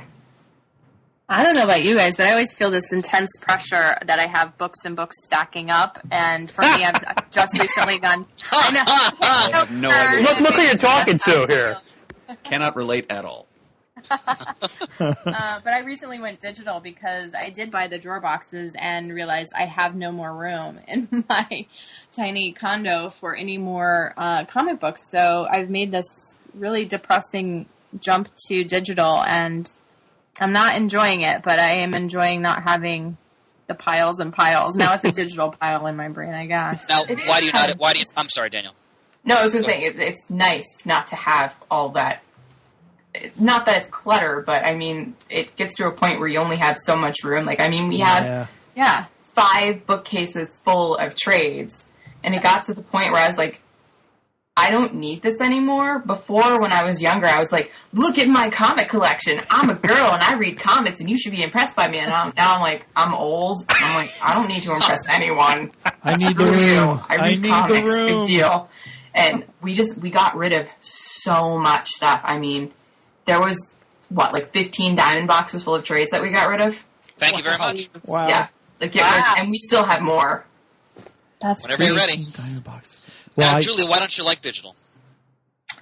I love holding the floppy. I love smelling the ink. I love feeling it. I love being able to turn the page. I love the surprise. And when I'm just sort of mousing through or clicking through on my computer, yes, it's there, but it's not the same. I want to see the side-by-side, too, and for right now, I'm having to zoom in so much that I read it one page at a time. So I kind of like having in the periphery the page coming up, and I don't have that digitally. And I know I can. I know that option's out there. It just makes everything so much smaller, and I'm old, and I want to be able to read it. You like the smell of the books. I'll have to try that sometime. I know. I think of it every time, Shane. I actually grab one. I'm like, oh, it smells good. Shane Kelly sniff. That's right. Oh, my God. I myself was just going through cleaning off trades that I don't need anymore. We have friends that I went to high school with, and we still get together every now and then, mostly for like the Super Bowl party or something like that. We watch the commercials, eat, and talk. I hardly ever watch the game. But they couldn't make it this year, and I had set aside a bunch of Wonder Woman stuff for her one daughter, and I wanted to get it to her, so I pulled it off again, put it together, and mailed it to them. But as I was doing that, I'm like, well, I'm not going to read this or this or this, and I have this huge pile of stuff that I have read and have to read to go on the shelf, and I have limited space. This is all the room I have for trades and books, and when I get more, I got to get rid of something to put that in because there's no going outside this box of space. So I have a huge pile of 30, 40, maybe 50 trades to get rid of, and now I have these big holes that I can start shifting and filling stuff back in. But yeah, it's finite space, and I don't need all this stuff anymore. I read it, I keep what I like, and I get rid of it, or I get rid of it later when it's time to rotate the collection a little bit. I don't know how you do it, Murd, with the piles. Like, it would make me so anxious. Like, they're just looming. Well, yeah, some of them are kind of precariously constructed, those piles. The piles of trades that I've read is just about ready to fall over and crush my record player. And we can't have that. Yes, and of course there's the 50-plus long boxes as well. Oh, my God. Most of which are drawer boxes, which helps. CollectionDrawer.com. Plug. Crazy. 50 long boxes. Yep. Oh, my God. Yeah, I need a house is what I need. Well, then you'll be like me and have 22,000 comics lying all over in different floors of the house. I have some in the bathroom, too. Can we please organize a Let's Go Clean Up Pants' comics and organize his house day? Because I've heard lots of episodes about all of the amazing amounts of stuff you sort of have laying around, and it's like the OCD urge for me to want to come over and clean your house is very strong. Well, if you ever get out this way, that'll be on the tour. Because there'll be a tour of the studio, there'll be a tour of Golden Comics, tour of Murdo's Christmas Barn. We'll go to Shady Maple Smorgasbord, and then come to Casa de Pants. Yeah, what's the breakfast place? The Shady Maple Smorgasbord. That's it, yeah. That place is kind of ridiculous. Yes, it is. Out of control. But I have to take baby steps. Let's see. I came to the studio yesterday to drop off the laptop, and I cleaned out a whole bunch of empty boxes because we have a baler. I'm not a baler. Bin. A bin back here, so I put a bunch of cardboard boxes in there. Chris, I still have those short boxes you gave me like a couple of weeks ago, or maybe more a couple of months ago. I haven't put them together yet, so I need to just. I've been getting all kinds of advice from people I trust. They say, organize each box individually. Then go on from there.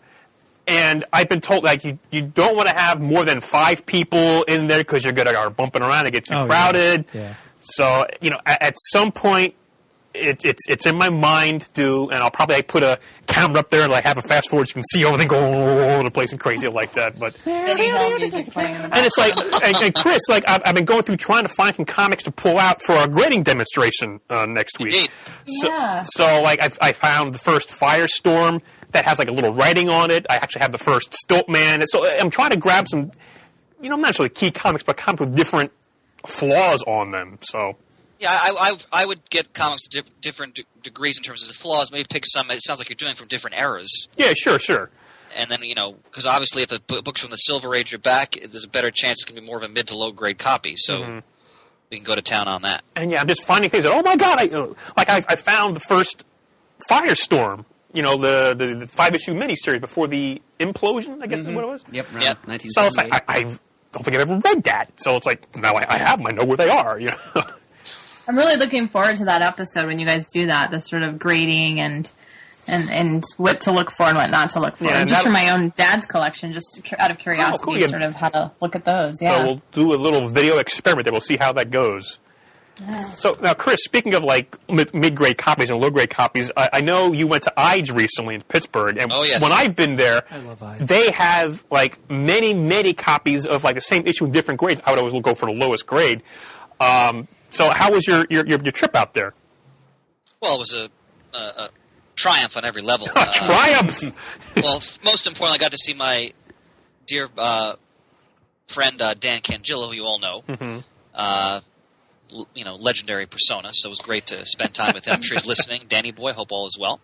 He's a wonderful host. His delightful family. You'll be amused by this. The Steel City Con, we couldn't get in. What?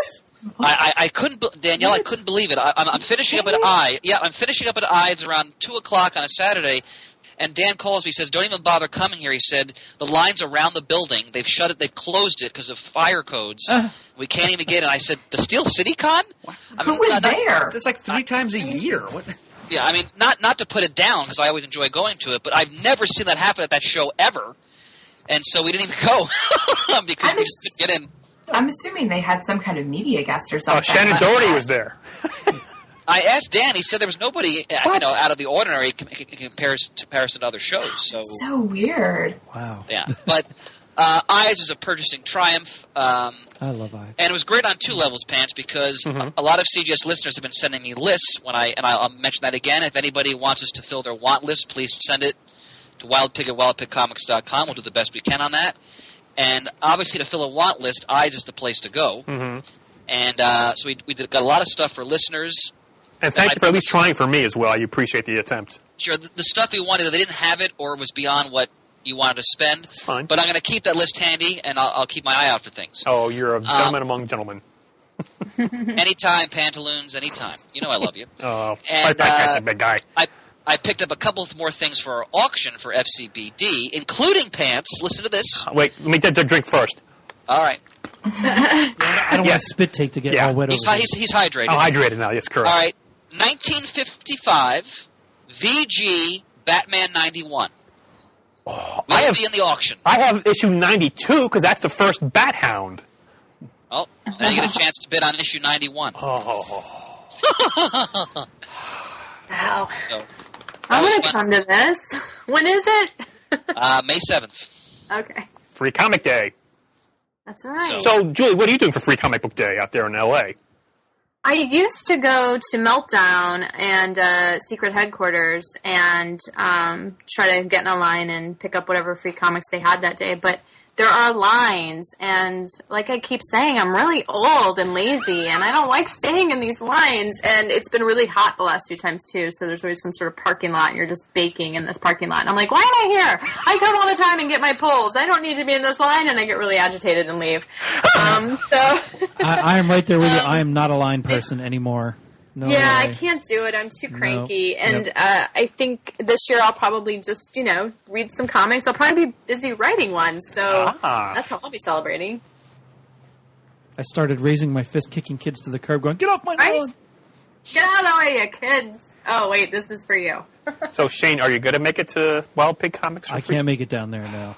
Unless something changes. We have soccer tournament, and it's Mother's Day weekend. That's a big mess. I have to figure out when I'm going to see Cap.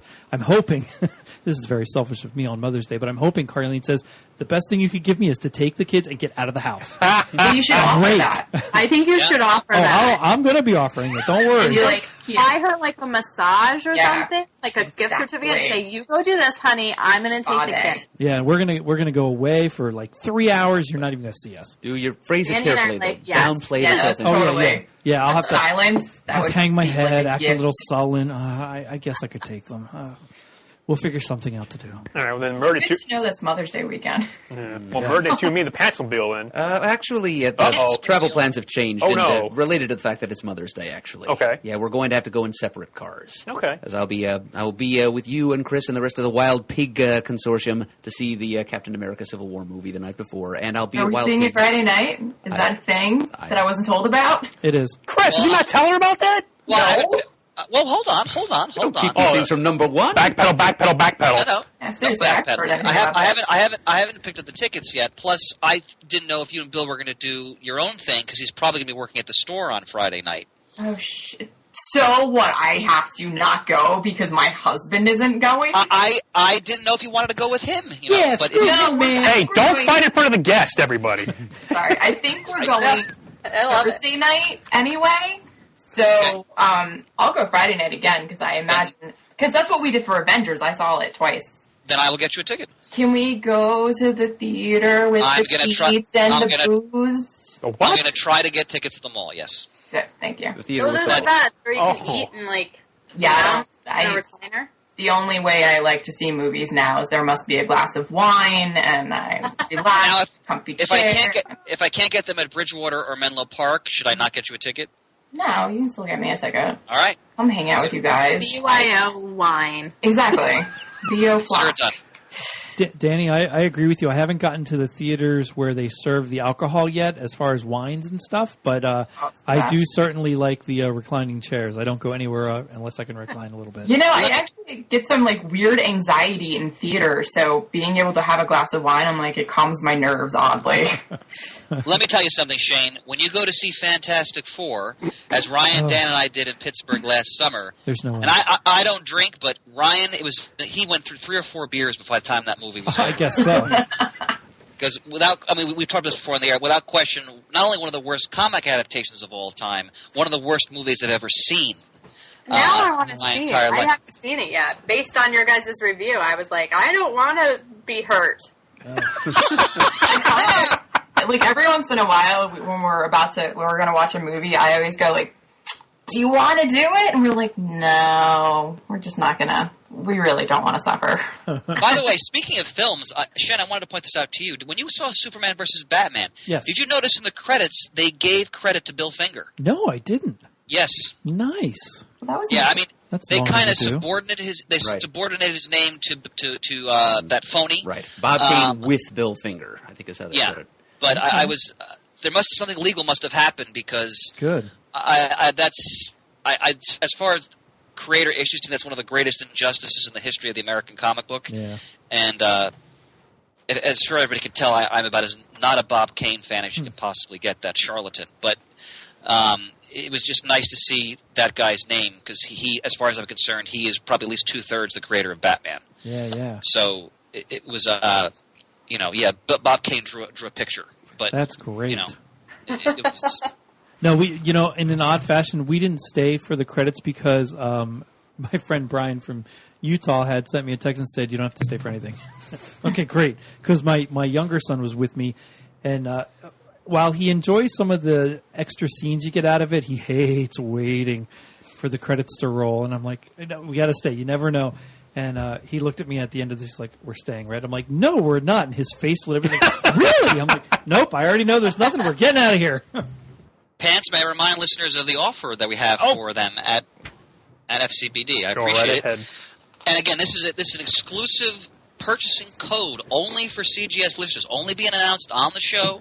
If you can make it to the store on Free Comic Book Day, Saturday, May 7th, from noon to 6 p.m. during our massive sale and auction, if you say CGS 52 at the register, you'll receive an additional $5 off your overall purchase. So please, if you can make it, please come down. You will not be disappointed. 25% off our 30,050 cent comics, which I'm aggressively restocking over the next few weeks. Alphabetical order, I assume. Alphabetical order, and tons of Bronze Age especially will be in those 50-cent bins. 25% off our sticker comics, which are already well below guide. 20% off all our trades, new and used. 25% off pop figures, tune tumblers. We're blowing out all our comic magazines at 50% off for $1. 25% off board games. No one does sales the way we do. Julie's eyes are lighting up. I really want to come to this. Do you guys have any of those Starlogs I used to have a subscription to? I don't think we have Starlog, sorry. You know, I know exactly what you're talking about. There is a website that has every issue of Starlog on for free. You just go to the site. Oh, there you go. Oh, every yes. issue's No, out I know what there. you're talking about, Shane. It's Yeah. awesome. And allow me to mention also our auction at 3 p.m. Very low opening bids. Pants, you ready? I'm ready. So, we've got the Miracle Man Artifact Edition from IDW, the Marvel Covers Artist Edition from IDW, the Enemy Ace Joe Kubert Artist Edition from IDW, the Herb Trimpe Incredible Hulk Artist Edition from IDW, the Avengers George Perez Artist Edition. Wow. From Graffiti Designs. It's Graffiti Designs, right, Pants? Yep. The gallery editions. Mm-hmm. We've got the Kelly Jones Batman, and I think this next one was nominated for an Eisner, the Sandman Gallery edition. We're going to have, I just picked this up, a Bowen Statues Black Panther bust in celebration of his anniversary on the Civil War film. And as I mentioned, Batman 91 from 1955 in VG, and Avengers Annual 10 and near mint, the first appearance of Rogue, all being auctioned off starting at approximately 3 p.m. Very low opening bids. So, join us. Join us. Any Foom? I know a friend of mine. I have hoots. You do? Yep. Uh-oh. I think a friend of the show, Kurt Matillo, would want to know about that. Well, if you want to, again, off the air, give me issue numbers. I'll see what I can do. All right. It's good to have connections, isn't it? It's not who you are, it's who you know. Now if we could only find somebody that gets us that Hotel Comic-Con, right? Hey, I'm working on it, all right? I mean, never mind. We won't talk. That'll be off the air as well. I feel like it would become a sitcom if Pants and I shared a room at Comic-Con. Like, start a forum thread of Will it be the craziness. Theme to the Ropers? The hijinks. Well, does your show have a panel at Comic-Con? Yeah, they'll have one. It's usually just the showrunner and the actors because to look at. No one wants to look at writers. That's true. It's going to be all the because it's a show about teenagers, right? So it's a bunch of. Yeah, we have some adults in there. We have Isaiah Washington and Paige Turco and Henry Ian Cusack from Lost. But it's mostly the 100 are kids that went down to Earth to re-inhabit it after an apocalypse, and it's a really, really dark show. You know, the first 4 of that show are pretty poppy and CW, for lack of a better term. Back when the CW was a bad term to call the show. And then episode 4 and onwards, it gets pretty dark. And I know Pants is caught up, so maybe he can attest to that. But it's sort of like a Game of Thrones meets a Battlestar Galactica kind of vibe. It's pretty dark. And you can watch it on Netflix? Yeah, the first season's up on Netflix. First 2 seasons on Netflix. I love Netflix. Okay, well then that might be my next show to start binge watching. All right, we have a lot of strong female characters on that show. So I'm in. See if this works. Oh, is that the rope? That's the Ropers. Oh, by the great Joe Raposo. How in the world do you know that? Raposo for Sesame Street. One of the most underappreciated geniuses of television of the 60s and 70s. Their Pants can do the Norman Fell part. Can't you hear Sesame Street in that? I have A lots little of bit. caftans that I could wear. So this You've got what? Caftans. caftans. It's a kind of dress. What Mrs. Roper They used to look wear. like all moo-moos. Yeah. Better than a moo-moo, though, I would say. Shane, outstanding pitch hitting. Well done. I love those old TV shows. I've watched The Ropers in rerun when it's on. I will still watch it when it's on. Do you guys get Me TV there? Yes, we do. Me TV, Yeah, Antenna I have TV. that on a lot. That and TCM. It's sort of the go-tos for me. Yeah. Yes. I was flipping through something. I was cleaning up the kitchen after dinner, and Good Times was on, and I was watching a couple episodes of that. I had trading cards of Good Times when I was a kid. Yes, absolutely. With Happy Days cards, Star Wars cards, and Battlestar Galactica. Yeah, a lot of crazy, goofy stuff when I was a kid. See, Shane, whenever I think of Good Times, which is a tremendous show, I also think of John Amos and his magnificent turn in Coming to America. Oh, yes. Which is a film I just can watch over and over again. Yeah, I can too. So, Julie, with the Birds of Prey book, do you have, I mean, this is way in the future, do you have any plan to go to any conventions? Because, now that you're in the biz officially, because New York, don't make me, New York is a big con. That's coming up in October. I would love to go to New York Comic Con. I've never been, and I would love to go. Like I said, the only ones I've ever been to are San Diego Comic Con and the ones that we used to have in Chicago in the 90s. Mm-hmm. So I would love to go anywhere else. I haven't been told as of yet if we're doing any of those signings, but I have to imagine. And if not, maybe I'll just go on my own and hang out because that would be fun too. Now, I've never been to WonderCon, and I wanted to go when it was in San Francisco, but now it's been in LA. I think it's in Anaheim next year, and I know it's run by the same people who run Comic-Con. From your perspective, what was the show like? Because you were there both sides, as a creator, also just walking around. Yeah, I thought it was really good this year.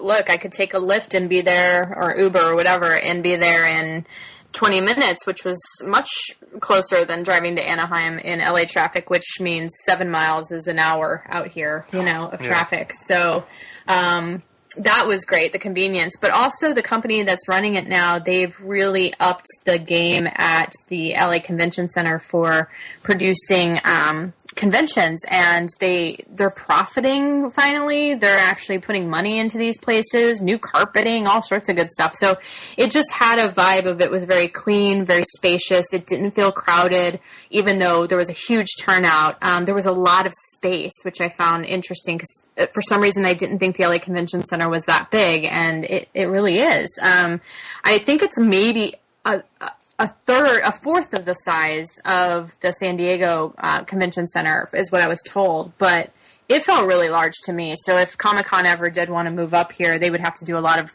shuffling and restructuring of downtown. It's not easy to get around. I don't think it would ever happen, but I really liked it. I thought it was a great event. They're doing a new thing with the badges, which I think Comic-Con is picking up this year, which is the RIFD chips that they're putting in the badges. So you had to kind of walk through almost like an airport kiosk to have your badge swiped as you went through, and it would blink green.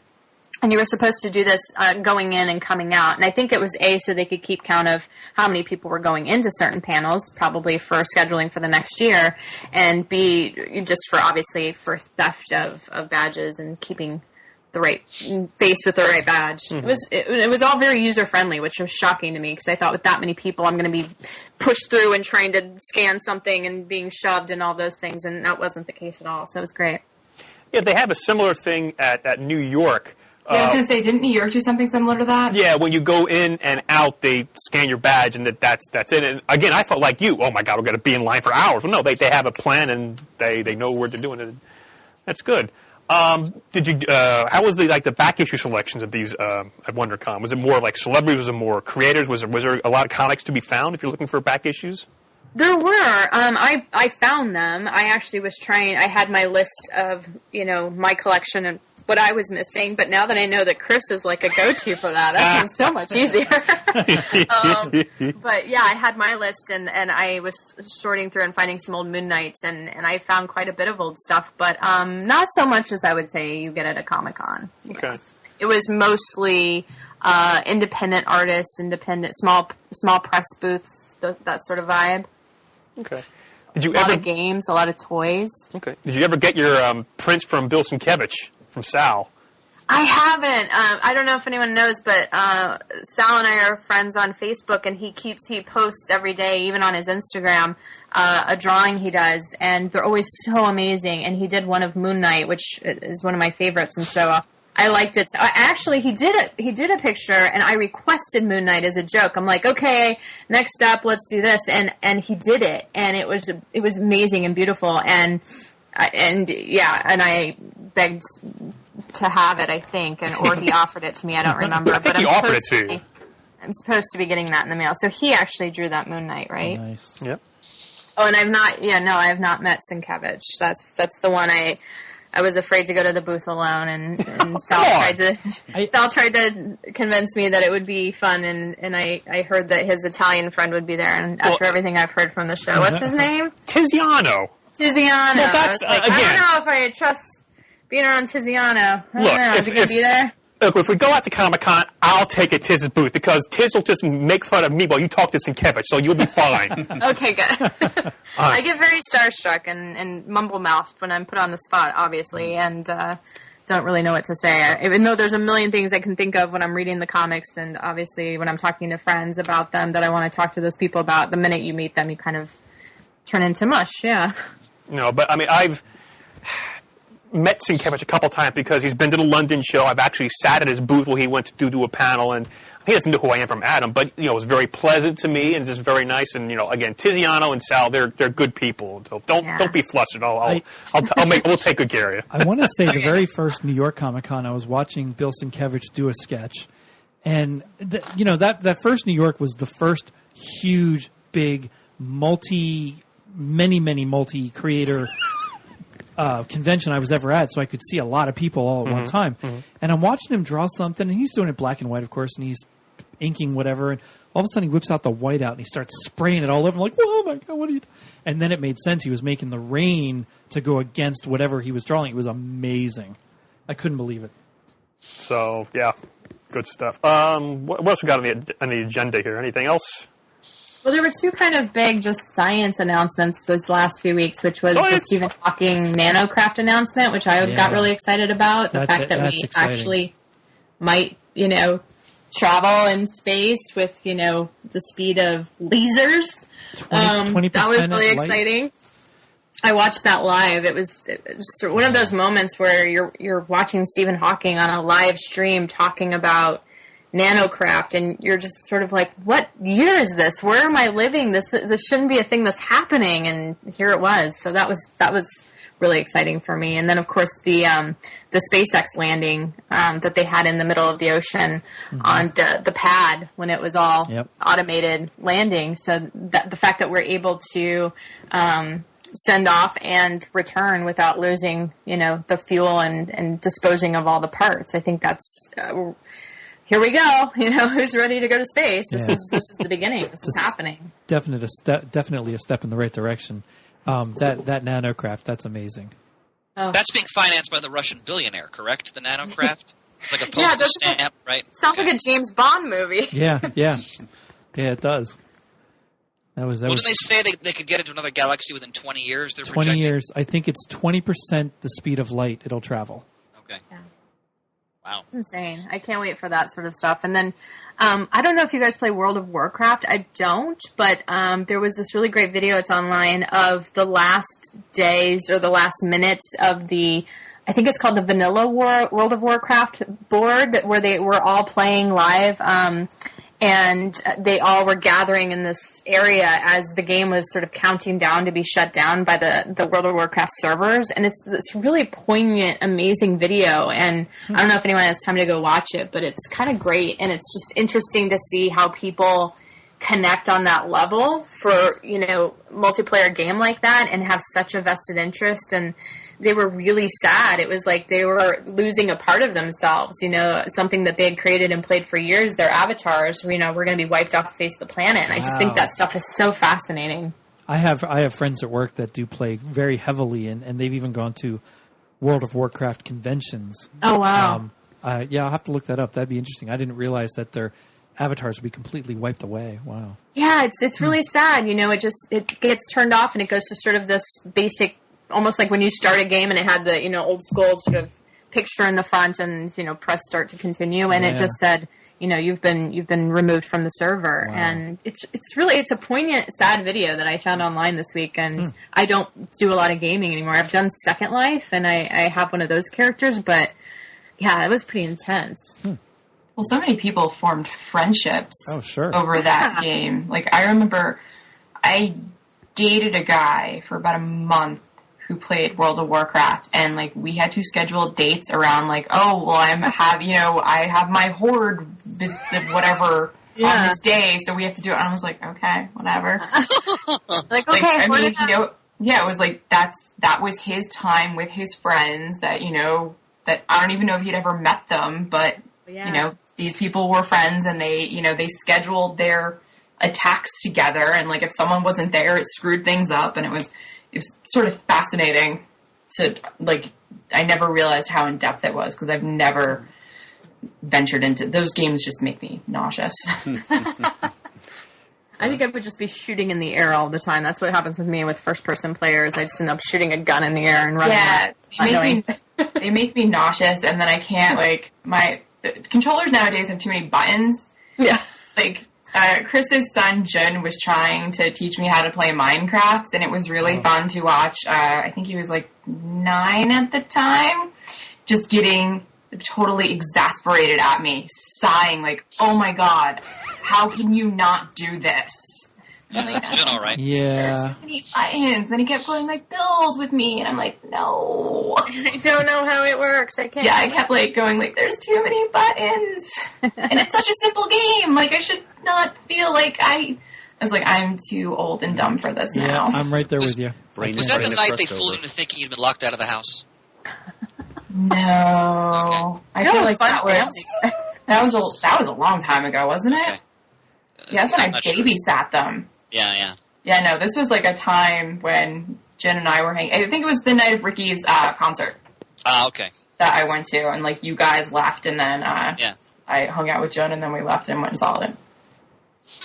The only other thing I wanted to say is, before we recorded this, obviously, Prince died today, and that was really, really sad for me. I don't know why. It's really hit me in a weird way, but he's such an amazing artist, and this has been such a crappy year for amazing creative people just leaving our planet, Bowie included. And I was thinking back on, when did I really get into Prince? And I think I was one of the Batman kids who kind of really got into Prince with that soundtrack. And I'd had Purple Rain, and I'd had a few of the albums and a few of the hit songs, but that was when I really sort of paid attention to him, because there were music videos at the time, and you could actually see him and see that associated with a movie. And I just thought it was kind of interesting to come full circle and actually relate that back to a Batman thing, I was talking about that at work today. As much as I was a Prince fan and had Purple Rain and different albums in between there, I loved that Batman album he did. It was fantastic. Yeah. I had read something online that he had written it in 6 weeks. Like, he had had no time to do that album and did it within, like, a matter of weeks. Didn't even see a full cut of the movie, and it's one of the most amazing. It's such a cool soundtrack, and I mean, Party Man, come on, it's the Joker. Yep. So yeah, sad day. Now, he's one of my favorite musicians, so I saw him in concert. I was lucky enough to have that experience. Oh wow! That was between him and David Bowie was also one of my favorites. Yeah. Really sucks. Yeah, it really sucks. I was thinking about it. It's like, who are the next Bowies? Who are the next Princes? I can't imagine having these sort of visceral reactions where I legitimately teared up driving from my gym because there was a guy blasting Purple Rain out of the back of a truck and playing his drum kit with the song in the back of his truck, and it made me tear up just seeing somebody within minutes of hearing the news was just out there and, paying tribute. And I just don't know who we have coming up that's going to be anywhere near this caliber. It makes me want to just take in like David Byrne and Willie Nelson and Dolly Parton and get just like everybody I love in like a bunker and just hide out for the year. I took my mom and dad. My dad had to get a test done at the hospital, and I drove down with him and stayed with my mom for the day as it was going on. And my mom and I were talking about, I don't even know how we got on talking about Burt Reynolds, Cannonball Run, Smokey and the Bandit. Well, then it moved to Jerry Reed.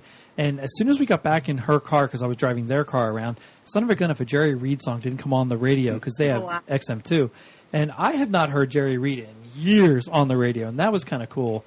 That was a neat moment to talk about things that we used to watch and listen to growing up. My mom and dad were always country western fans, so I have had an eclectic background on songs when I was a kid.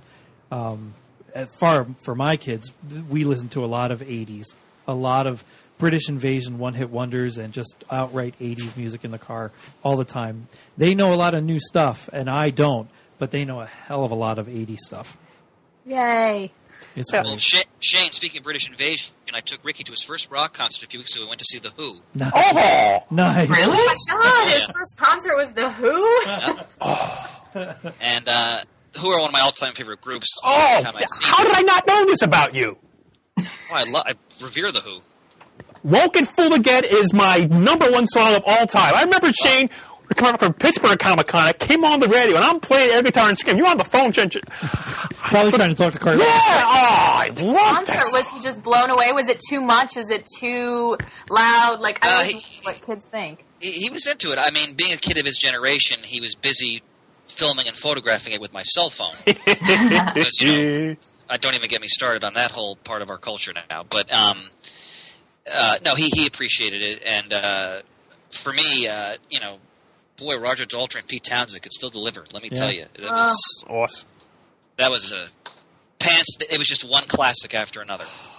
You would have been salivating. I'm salivating right now. And when they do the finale of Bob O'Reilly and Daltrey brings out the harmonica, oh my God! Oh yeah, amazing, absolutely amazing. I and am- Ringo Starr's son is their drummer. yes, so, Zach Starkey, right? Oh my Yep, God! Yep. You need to have the from CSI. You need to have that like on a button where you can just hit it when somebody says something amazing. Like Well, okay, real quick. Before Christmas season, there was a couple times when I got to work overnight in the store by myself. I was locked in With nobody else there? nobody there. Really? Let me do it twice. They lost their mind. And of course, in my head, with my headphones, I'm playing that, and I'm just yelling at the top of my lungs. Yeah! It was amazing. I'd have been tempted to go put that over the loudspeakers, that was good. man. But there's nobody around. Security footage somewhere of that. Well, there probably is, but, oh, God. I'd have taken the PA for the store and put up next to something and blared that across all speakers. Well, the sound doesn't sound too good when we do that's it. true. But, that was awesome. But, yeah, that was a hell of a lot of fun. You're all by yourself, Mm-hmm. alone. That'd have been awesome. Oh, I want to ask you, Julie, when you talk about the video games, did you get the Lego game yet? Lego Dimensions? I haven't. Yeah, Pants told me about... What's it called again? Lego Dimensions. Lego Dimensions. And I keep forgetting the title of it every time I ask him. Lego Dimensions. I can remember that part. I keep wanting to call it a Doctor Who thing, because when you told me about it, you said you can build your own TARDIS or something. Well, yes, like that. there is a Doctor Who segment in it, and you bought the thing, right, Shane? I bought the thing just to get the Doctor Who Lego, yeah. I don't have Dimensions, I don't have the game, but when they released the Adventure Pack, it was a level pack. It came with the 12th Doctor, Yep. a K9, and a TARDIS. I know there's a Dalek one, and I think is there a Cyberman. Dalek one too? Yep. Oh, that's so crazy. Yes. I want to play it so badly, but I also... Oh, my God. that Gideon? I also feel like I have no time, and it's terrifying me a little bit to think of, like, buying a new game, and then I have... Hi, Gideon. That's my dog panting into the mic. He just got back from a big walk. He is a Brussels Griffin, and he looks like a little four-legged Ewok. He's my little Ewok. Apparently, George Lucas owned Brussels Griffons, and that's what he based Ewoks off of. So their little faces have that kind of puggy black nose and little overbite mouths. And Yep. All right. Is there anything else we need to bring up, people? This has been, again, it's been a lot of hoots tonight. Mm-hmm. I think our bolt is shot, Pansy. All right. Well, Julie, thank you so much for coming on the show. oh my God, thank you so much for having me. Oh, You you're guys, this is a dream come true. You're Thank very you. welcome. Thank you for listening. Good luck with your episode that comes out this week. Well, I mean, good luck. It's already out there. It's already been produced. I'm looking forward to watching it. Like I said, I'll text you your name on the screen when it comes up here in the East Coast. Thank you. That would be so great. And very much looking forward to the Batgirl and the Birds of Prey. Oh, gosh, yeah. First, the Rebirth comes out on July 20th. I just put my order in yesterday. And, of course, then the ongoing series, we hope. So, again... Yeah, there's those bundles on the CBS. thing that you guys always... Yep, that's what I went with. All right, and once again, this episode was brought to you by... the Collection Drawer Company. I think that's what they call themselves. Oh, I lost this sheet here. Yeah, of course. Yep, at collectiondrawer.com, home of the drawer boxes. Go, examine, learn, buy. Seriously, get them. They're really, really good. Yep, Yeah, they are. Your collection will thank you. Your living space will thank you. Yes. Visit us at comicgeekspeak.com to send us an email. The address is comicgeekspeak@gmail.com. To leave a voicemail, the number is 267-702-6642. Stop by thecomicforums.vanillaforums.com. Follow us on Twitter. Like us on Facebook. Thank you, Julie, for coming on the show. It was a hoot and a half. It was even close to a 52-hooter, I think Pants would say. And as always, we are uniting the world's mightiest heroes, one listener at a time.